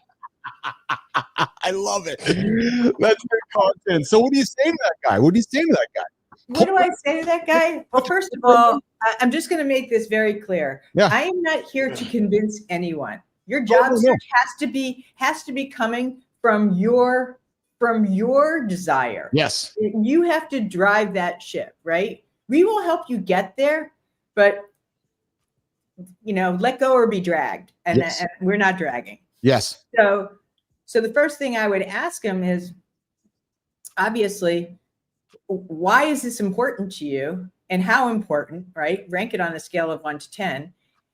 And then the question is, now you're in a job search, but what I really want to know is, what problem are you here to solve? Right? What problem are people hiring you for? Because an easy problem is going to be replaced by AI. A harder problem, that's where you come in. I'm very curious about this because there's guys my age, Johnny's age, that are thinking that we have less value than we had today because of AI. Where I am saying, I'm 52 and Johnny's a couple days older than I am. I am saying guys like John and myself, Lauren, even yourself, we have more value today than we did yesterday because of our knowledge and that human knowledge and human experience. And if you can, what does it mean to me? Knowledge, experience. I'm your hiring manager. I'm the person who has a great responsibility. You're going to be in front of my team. Yes. You're going to be handling a budget. Yes. You might be the face of my company. So now I want to know, okay, like let's get real granular. What's in it for me? I'll tell you what's in it for you. I'll tell my experience. So I got all the knowledge. What does that mean? Everybody has experience. If you're 50, now you need to package that experience. Right, but not my. So again, if we're doing a role play, not my experience, so John's experience. Because what I do know now is that the knowledge game is cool. We all carry, the smartest brains in our pockets. We all got ChatGPT. Right. So knowledge is now the great equalizer. But John's experience of being in North Korea or Keith's experience building a company and selling it, like that experience is independent to me or John. That's what I'm coming to you as the recruiter. And you're going, okay, I see how John can be the face of my company. I see how John overcame adversity in North Korea. Up to me to connect the dots for. Okay. You need to spoon feed it to me because I'm playing recruiter, but I'm not a recruiter anymore. What I'm saying is, I'm seeing hundreds and hundreds and hundreds of people, same 20, 30 years, same, I have, I've worked at this company, I've worked at that company. Now I really want to know with maybe some metrics or some storytelling. So why is that so it's almost like why is that a differentiator? Yeah. Is it like you're almost like the director of an orchestra and you've got all of these different instruments and you're saying that you need people to give you the exact information so you know which direction to pitch it to the right instruments to play? Exactly. If think about it in the context of LinkedIn, right? If I get out there and say, have a great day, it's like, wah, wah, wah. Who can't say that? Everybody can say that. Why do you think the content game is so challenging? Because it requires you to actually share value fast in a way that is unique to you, that somebody might be able to remember. Maybe they would repost it. So you're playing a game of differentiation. You're playing a game of understanding, maybe even without a job description. That's the key here. You can follow a manual. I have this qualification. I have this qualification. So does everybody else. Yeah. Everybody else thinks that they're qualified. But why are you above and separate from somebody else? I don't mean above, superior. Why are you differentiated? That's interesting. Hey, you're hanging with Keith, Bilous, John Anderson, and Lauren Greif joining us here, the CEO of Portfolio Rocket. We are here hanging out with Lauren here this morning. Johnny, I know you got a rock and roll, pal? I do, yes. I actually got an interview with some people across the pond. Beautiful. So, Jimmy, we're going to say Johnny, great show here today. We'll back here this morning with you. Tomorrow morning. I'm sorry, I think you said see you in the morning. Yeah, well, no, we'll see you in less than 24 hours to reach. John, I just need to tell you something. You should be doing voiceover work. Yeah, I've been told that a lot. There's something to it. Yeah, absolutely. Absolutely. All right, so Johnny's going to get out of here. Johnny, I appreciate you, man. Good conversation. A lot of fun here today. We'll see you back tomorrow morning in the loop here. John Anderson's going to get out of here. I'm going to wrap up our chat with Lauren Greif. Nice to meet you, Lauren. Pleasure to meet you. You too. Have a great day, guys. All right. See you later, Johnny. All right, so Johnny's getting out of the lab here. Lauren Greif's going to hang out with her a quick minute. We're going to walk out here in a quick second before we bring in our next guest here, Jeff Felton. Jimmy, so Lauren, how can Business Athlete Nation connect with you, find you, and do some work with Lauren Greif? Well, I mean, we do a lot of different things. We have a number of programs. I also am an avid content creator, and thank you so much for participating and being so supportive and all that good stuff. And I think that's a real thing, like content love and commenting. It just makes you feel good. And I'm very clear on that. So that's always a wonderful add-on. But I think that the thing that I would be most grateful for is being able to support somebody in their journey so that they land faster and earn more. So that's really what we do. We help executives land faster, earn more. We know that the marketplace is always competitive and nobody likes to stay in a job search for any extended period of time. And we want to do it and do it in a way that is not only fun, but you have a system and a repeatable way to do this, because we know that probably not going to be in this next job forever. Yeah. Lauren, where can they find you? Where can folks find you? Oh, on LinkedIn at Lauren Greif. You can find me at my website called portfoliorocket.com. And every week I release a new podcast on my podcast called Career Blast and a Half. And so you can always go ahead and listen and hear the latest and the greatest. We really bust through a lot of outdated, hence the phone, outdated career advice. I love that. Lauren Greif with me here this morning, Mornings in the Lab with Keith and Friends. Lauren, what a great conversation. Will you come back and hang out with us again? I really feel like you need to be for the first hour experience with myself, John, and Marty, and we might just pull some unpredictable topics to put on the table to have you join the chat. You know, you're a seasoned human being. You've been around the bend a few times, like myself and Johnny. I'm sure you have a little bit of experience and wisdom that you can bring to the conversation as well. You know what? I really enjoy doing these shows. I will put out there, I've been podcasting now for a little over 2 years. It's been great. Our show is doing fantastically well. We've brought on some amazing guests, some big names like Yasmin Ali, Chris Doe, and a number of other, LinkedIn celebrities, as people call them.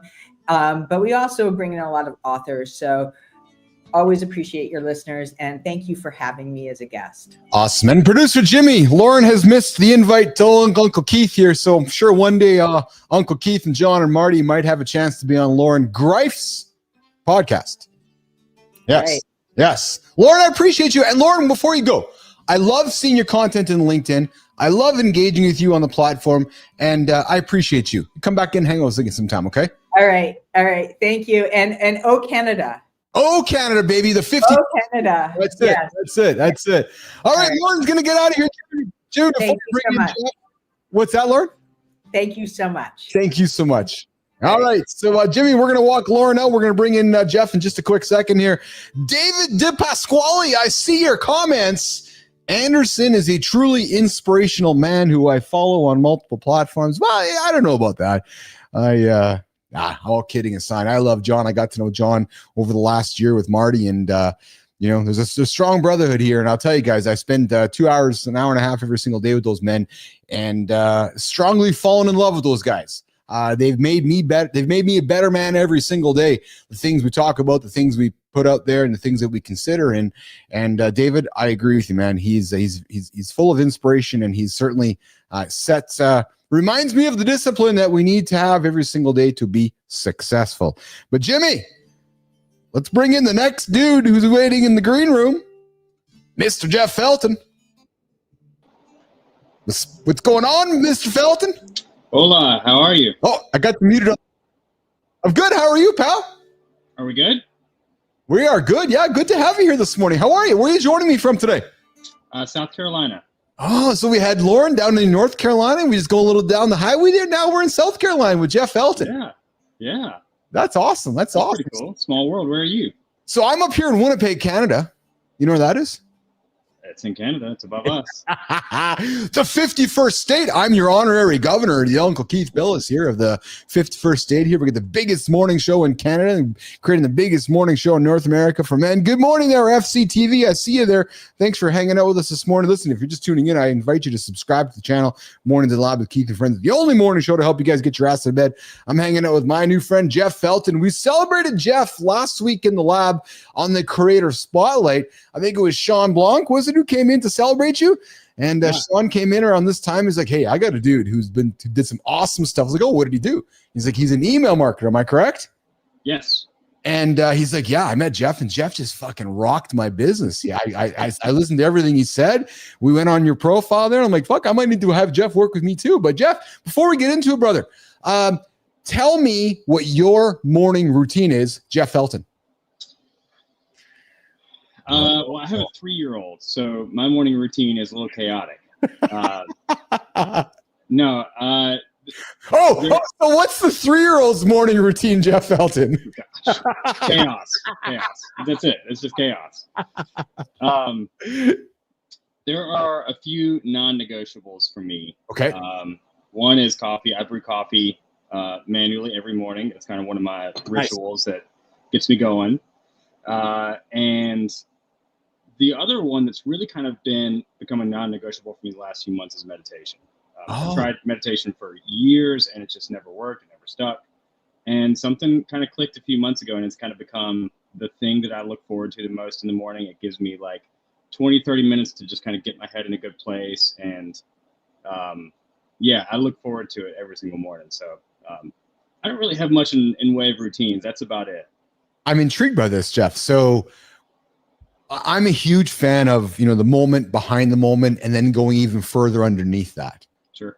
So was there a morning when your little daughter the chaos was crazy and you said to your wife, or you said to your own mirror, damn it, I got to meditate tomorrow because I got to get my shit sorted out. Like what got you to that point where you're like, I need to do something because something's like, and you consciously created that awareness to slow down? Funny enough, part of it came from attending Sean Blanc's 2-day event. Hey, Sean, you caused Jeff to become a meditator. You're back. He's actually my Creator Spotlight. He's coming back. Just kidding. Nice. There were like 3 things happening at once. One is one we're going to talk. Another one is what we're going to talk about later in my spotlight. But there were about 3 things that kind of pointed to, hey, Jeff, in 2025, your brain is your moneymaker. That is the thing that is going to make you money. You need to protect it and invest in it. Yeah. And you need to learn how to be more present in the moment and give yourself space to think and move and create. And so meditation just it started this time. It kind of started with just learning how to observe. Like I would sit here on this couch. I would look at this painting, and for 10 minutes, I'd turn my phone on Do Not Disturb and just look for things I'd never noticed before in the painting. And I would do that for about 5 or 10 days. And then it just kind of gradually turned into, now I'm going to close my eyes and just like try to, let my thoughts go and just kind of observe my brain in a sense. And so it's really kind of become this sweet time that like just kind of quiets everything around me, helps me get focused on what am I doing, and just give myself a little bit of room to think.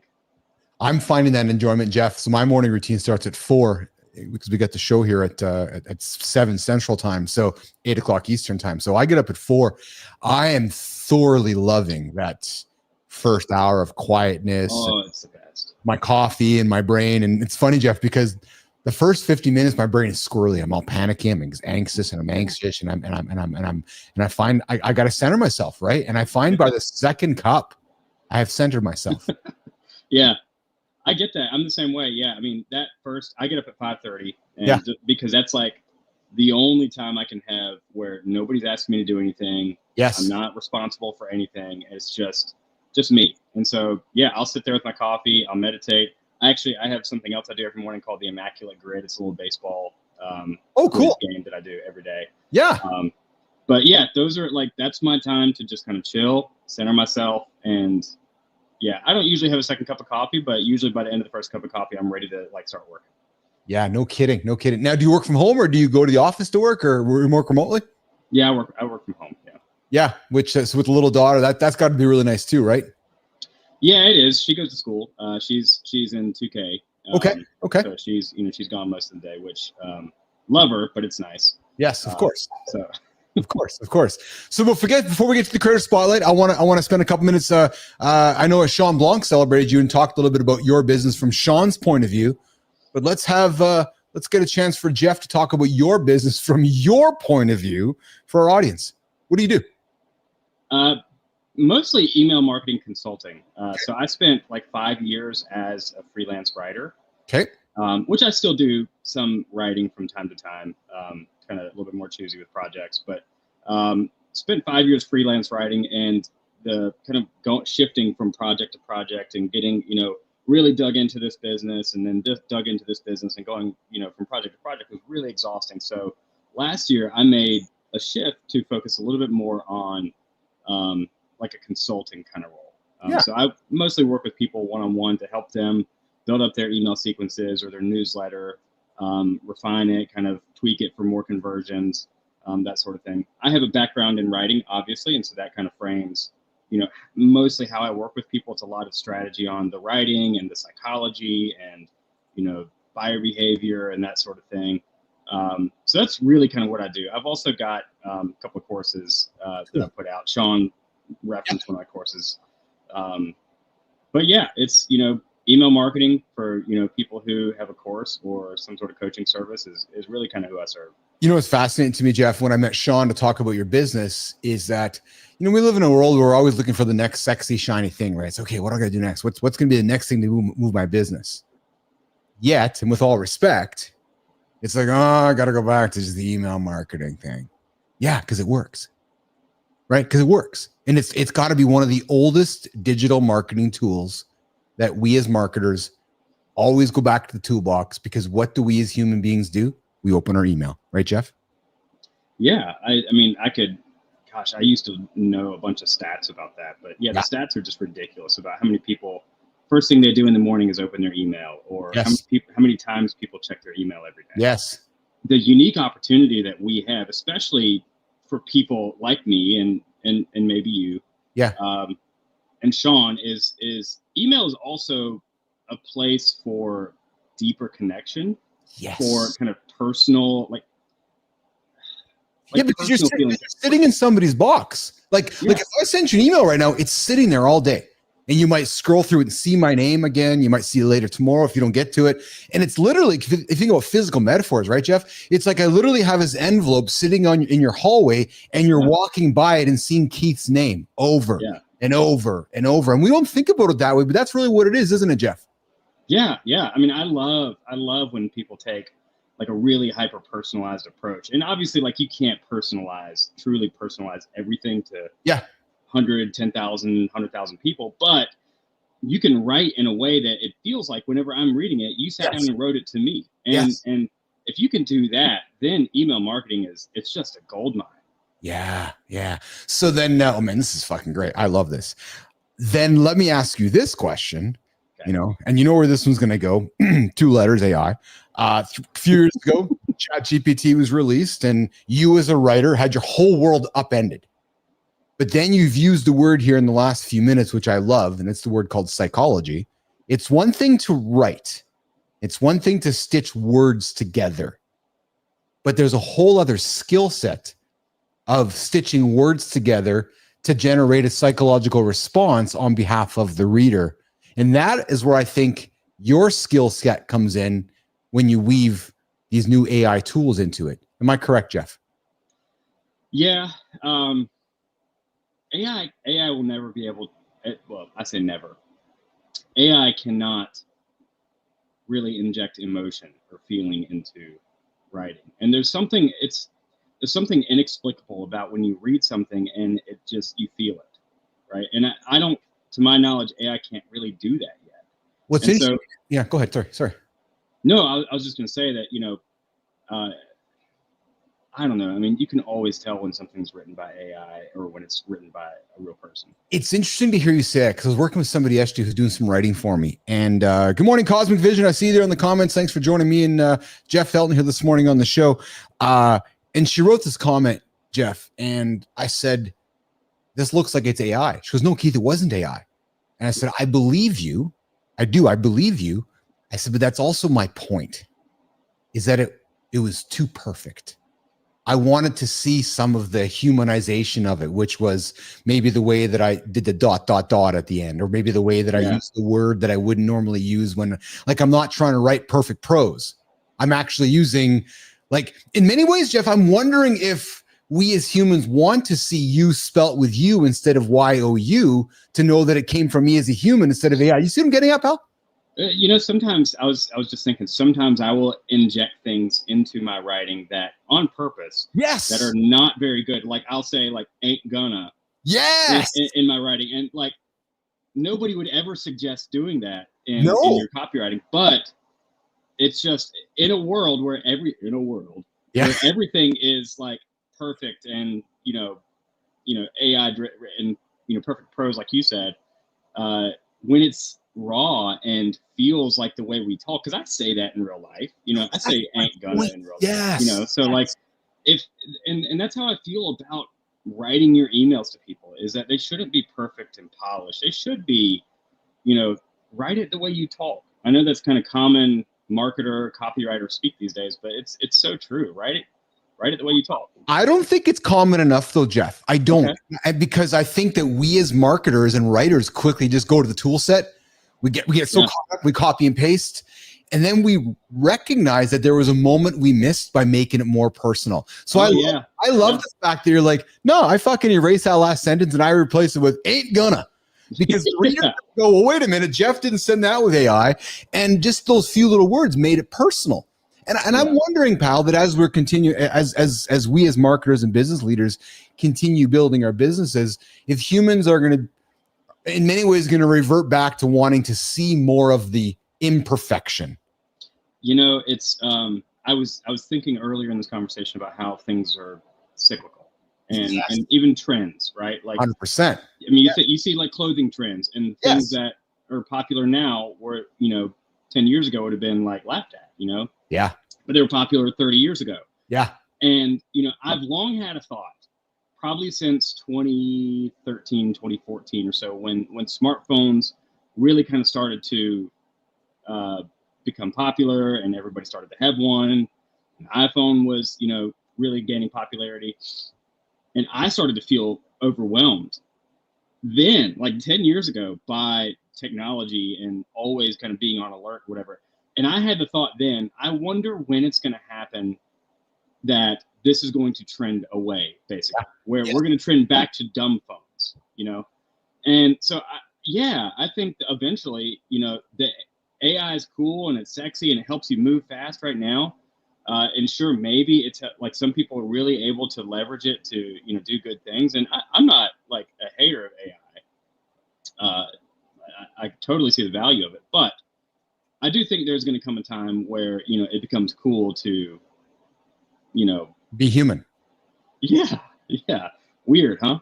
Right? Maybe use a pencil and actually it's funny, right? Because just play with me here for a second. In many ways, you'd wonder if you started like a legacy business, which was, hear me out here, pal, stamps, envelopes, pencils, and paper, and started actually mailing folks that content, what kind of response you'd get.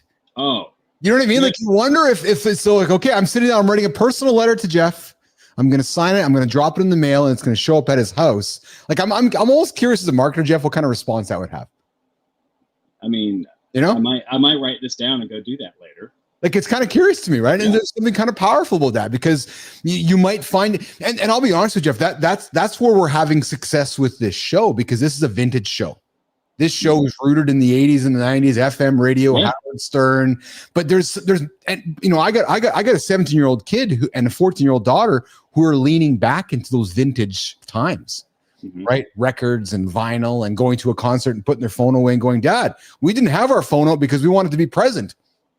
Fuck, who are you, man? Like, wait a minute. That's not, I'm the old guy shooting video of everything. So it's interesting, right? That we maybe are in some ways going back to, and Lauren's on the phone, Lauren's on the shoulder, just showing us like an old school phone, right? So maybe there is some magic in reverting back to what we used to do. Yes, good time, like the antique stores that we still have on shop corners, right? So, Yeah. But Jeff, let's keep it rolling here, pal. I don't want to keep it much longer than we have it here for today. We celebrated you in the Creator Spotlight, one of our great segments we do on the show, which I love because we find people on the platform, celebrate them like yourself, surprise them, and say, hey, somebody worked with you, love the work that they did, and they wanted to celebrate you. So you gave us somebody, and I think she's a she, right? Yes. She's a she. Yeah. So we have somebody on the show here. I just want to make sure I had the right person up on my link here. So we have somebody who's looks like she's from the capital region of Denmark, which maybe is going to be in the negotiations with your country very soon. Will be becoming part of their country one day. So, and actually my country too. So, hey, maybe we'll all become part of the one country one day. But Jeff, we are going to celebrate somebody here today. I'm going to tease this a little bit. So she's a creative partner. She's a founder. She's all about co-creating the brand, the business, and the dream. And she's the author of the Welcome to Creative Club. So, Jimmy, I got the horizontal screen set up here. Jimmy, you get the vertical. We're going to do a quick intro because this morning on Mornings in the Lab with Keith and Friends, with our guest, our friend Jeff Felton, who we celebrated last week. The drum roll, Tommy, for Mornings in the Lab with Keith and Friends is Pia Mailot Leichter. I think I said her name correctly. Jeff, why are we celebrating Pia today? Leichter. I actually had to ask her the other day how you say it, Leichter. But I said, wait, I need to get on the show and actually know how to pronounce her name right. That's awesome, Jeff. She's always just been Pia to me. So. Thank you for doing the homework. So why are we celebrating Pia today here, Jeff? So Pia and I we've been pals on Twitter for a couple of years. Fun. And always just kind of casual. Like we've gotten on Connect calls before and just kind of chatted casually as friends. And she launched a book. She's been promoting her book for about a year or so, and it just launched within the last month. Nice. I signed on as an early donor, like last summer, I think, as just donate a little bit, and here you can get one of the free initial copies, right? And I was like, cool, yeah, like I'll support my friend Pia. It's no big, it is, love to support her and what she's doing. I think it's really cool, but really wasn't all that curious or interested in her book, to be quite honest. And I've told her this. So then I got the book and I said, you know what? I think I'm going to read it. And within 10 pages, I was like, this is the best book I've read in years. Really? Yes. It's fantastic. Why? What was so good about it, Jeff? Because, and I'm asking this because you and I love this because I love how honest and vulnerable you are, because you're like, yeah, I bought the book to support her. And typically when we buy a book, let's be honest, we often don't read them. They sit on the shelf and then we don't get to them, or we do get to them. But you picked this thing up and you started enjoying it. What did you enjoy about it? Immediately. Yeah. I mean, her style of writing is really interesting. She kind of mixes in, like it's really raw, really vulnerable. But the kind of the common theme throughout this entire book is, how do I say it? Everyone's creative, right? Whether you think you are or not, you are. Right. And so it's just this kind of deep dive, deep exploration of, and most of it is like woven through lessons she's learned in her personal experiences. Even, I loved the example of when she discovered that she was creative, and it totally was like not this situation that you would think, oh, that's her being creative, but it was, right. And that's when she realized that we're all creative, and so I think it's just the way that it's written. It's very vulnerable. It's, goes through a lot of her life situations and the way that she's learned a lot of these lessons. She's a coach now. So she, has done a lot of work to overcome a lot of the things that have happened. And so now she, does a lot of that for other people too. So. Awesome. Pia, we are celebrating you here this morning. Mornings in the Lab with Keith and Friends. Jeff Felton has put your name on the table, Pia. So what we're doing is we're celebrating you. And as a result, we know there's somebody in your orbit, Pia, who's moved you. Maybe like you've moved Jeff. And we know there's somebody who you're like, I would love to recognize this human. So what we do here in the lab is we want to invite you on the show, Pia, to pay it forward and say, hey, Keith, I want to celebrate that person and make their day. So Pia, you are officially now invited to Mornings in Live with Keith and friends to come hang out with us and celebrate somebody in your orbit to make them feel good, do a little promotion and move them along the way. And Jeff, maybe I'm buying Pia's book to get some reading. I love the fact to talk about creativity, because I saw a piece on Anthony Robbins about 6 months ago, and he talked about who are you at your core, Jeff, and the video moved me. The video actually moved me to tears, frankly. It was a 7-minute, 16-minute video, and I cried. Why? Because I realized in that video who I was at my core, and I'm a creator. I always thought I was an entrepreneur, business person, but as I watched that video and some of the questions that Robbins asked, and I really looked deep into myself in my own mirror, I'm a creator. And I loved it because that, and it took it, Jeff, it was like it's 50 years old. I'm like, holy smokes, that's what I am. Right. Yeah. And so to hear you relate to her story, I'm getting some of those same feelings because, you know, when I built my last business, you know, I built it through the mindset of a creator. And when you can kind of have that awareness, it's very freeing. So I love to hear what you said about Pia's book. Yeah. You know, and what I said earlier about, you know, there were like 3 things that kind of happened at once that pointed to the same thing. Sean's event, Pia's book, literally like the first 10 pages, first chapter or 2 of Pia's book. And then, you know, something else I was working, you know, doing some consulting with a friend who was kind of helping me out a little bit.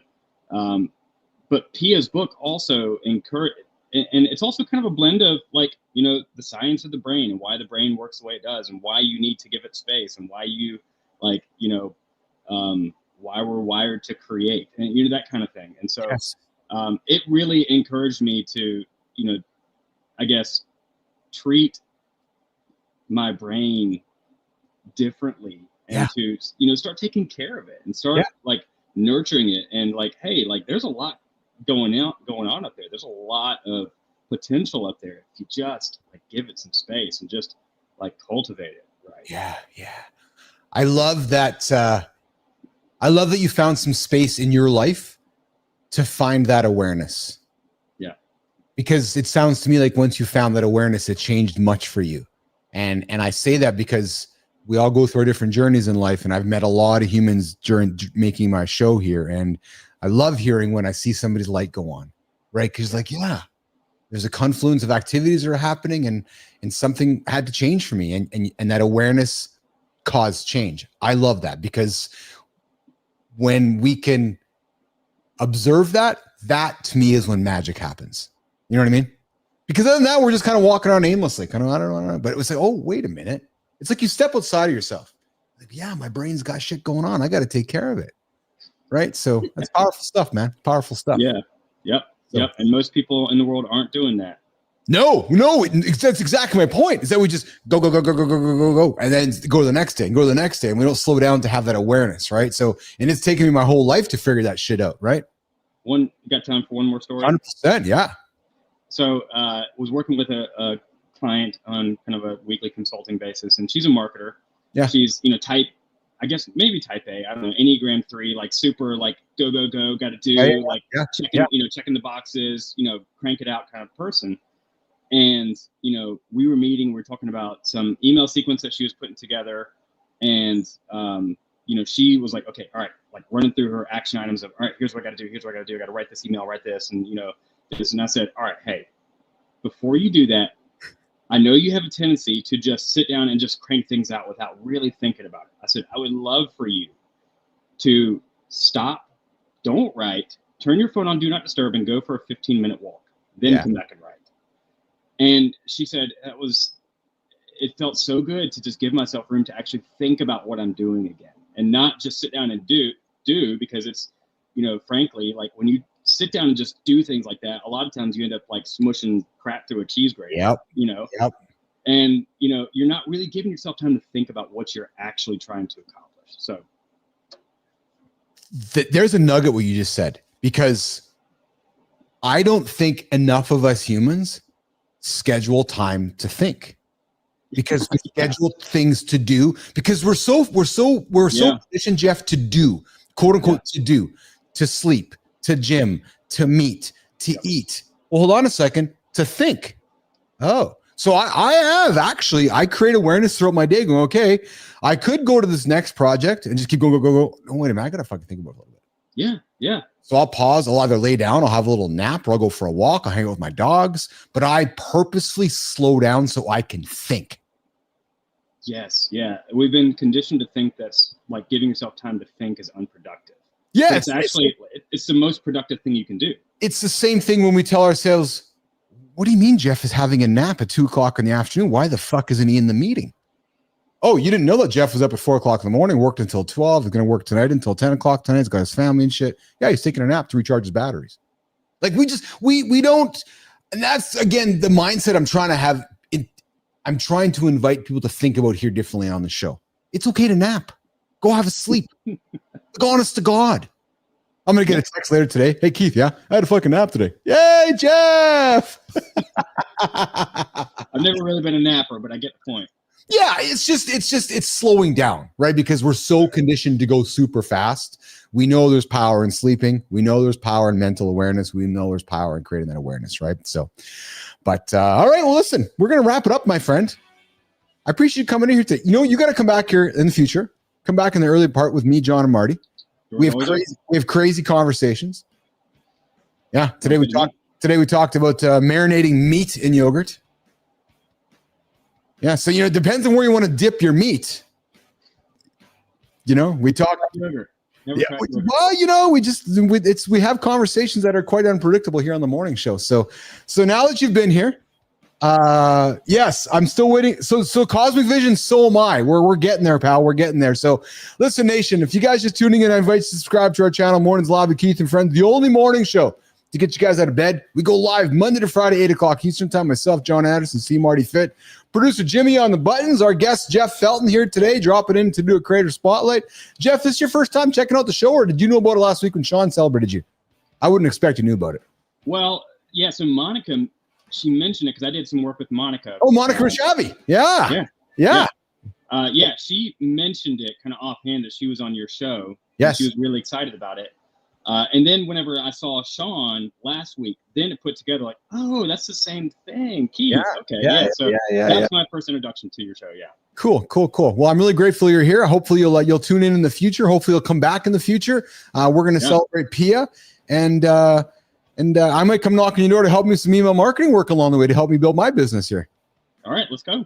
Awesome. Well, listen, nation, on behalf of myself, Keith Bilous, C. Marty Fit, who's on his way to Golds, John Anderson's over there, producer Jimmy on the buttons, Walter, Tommy in the community.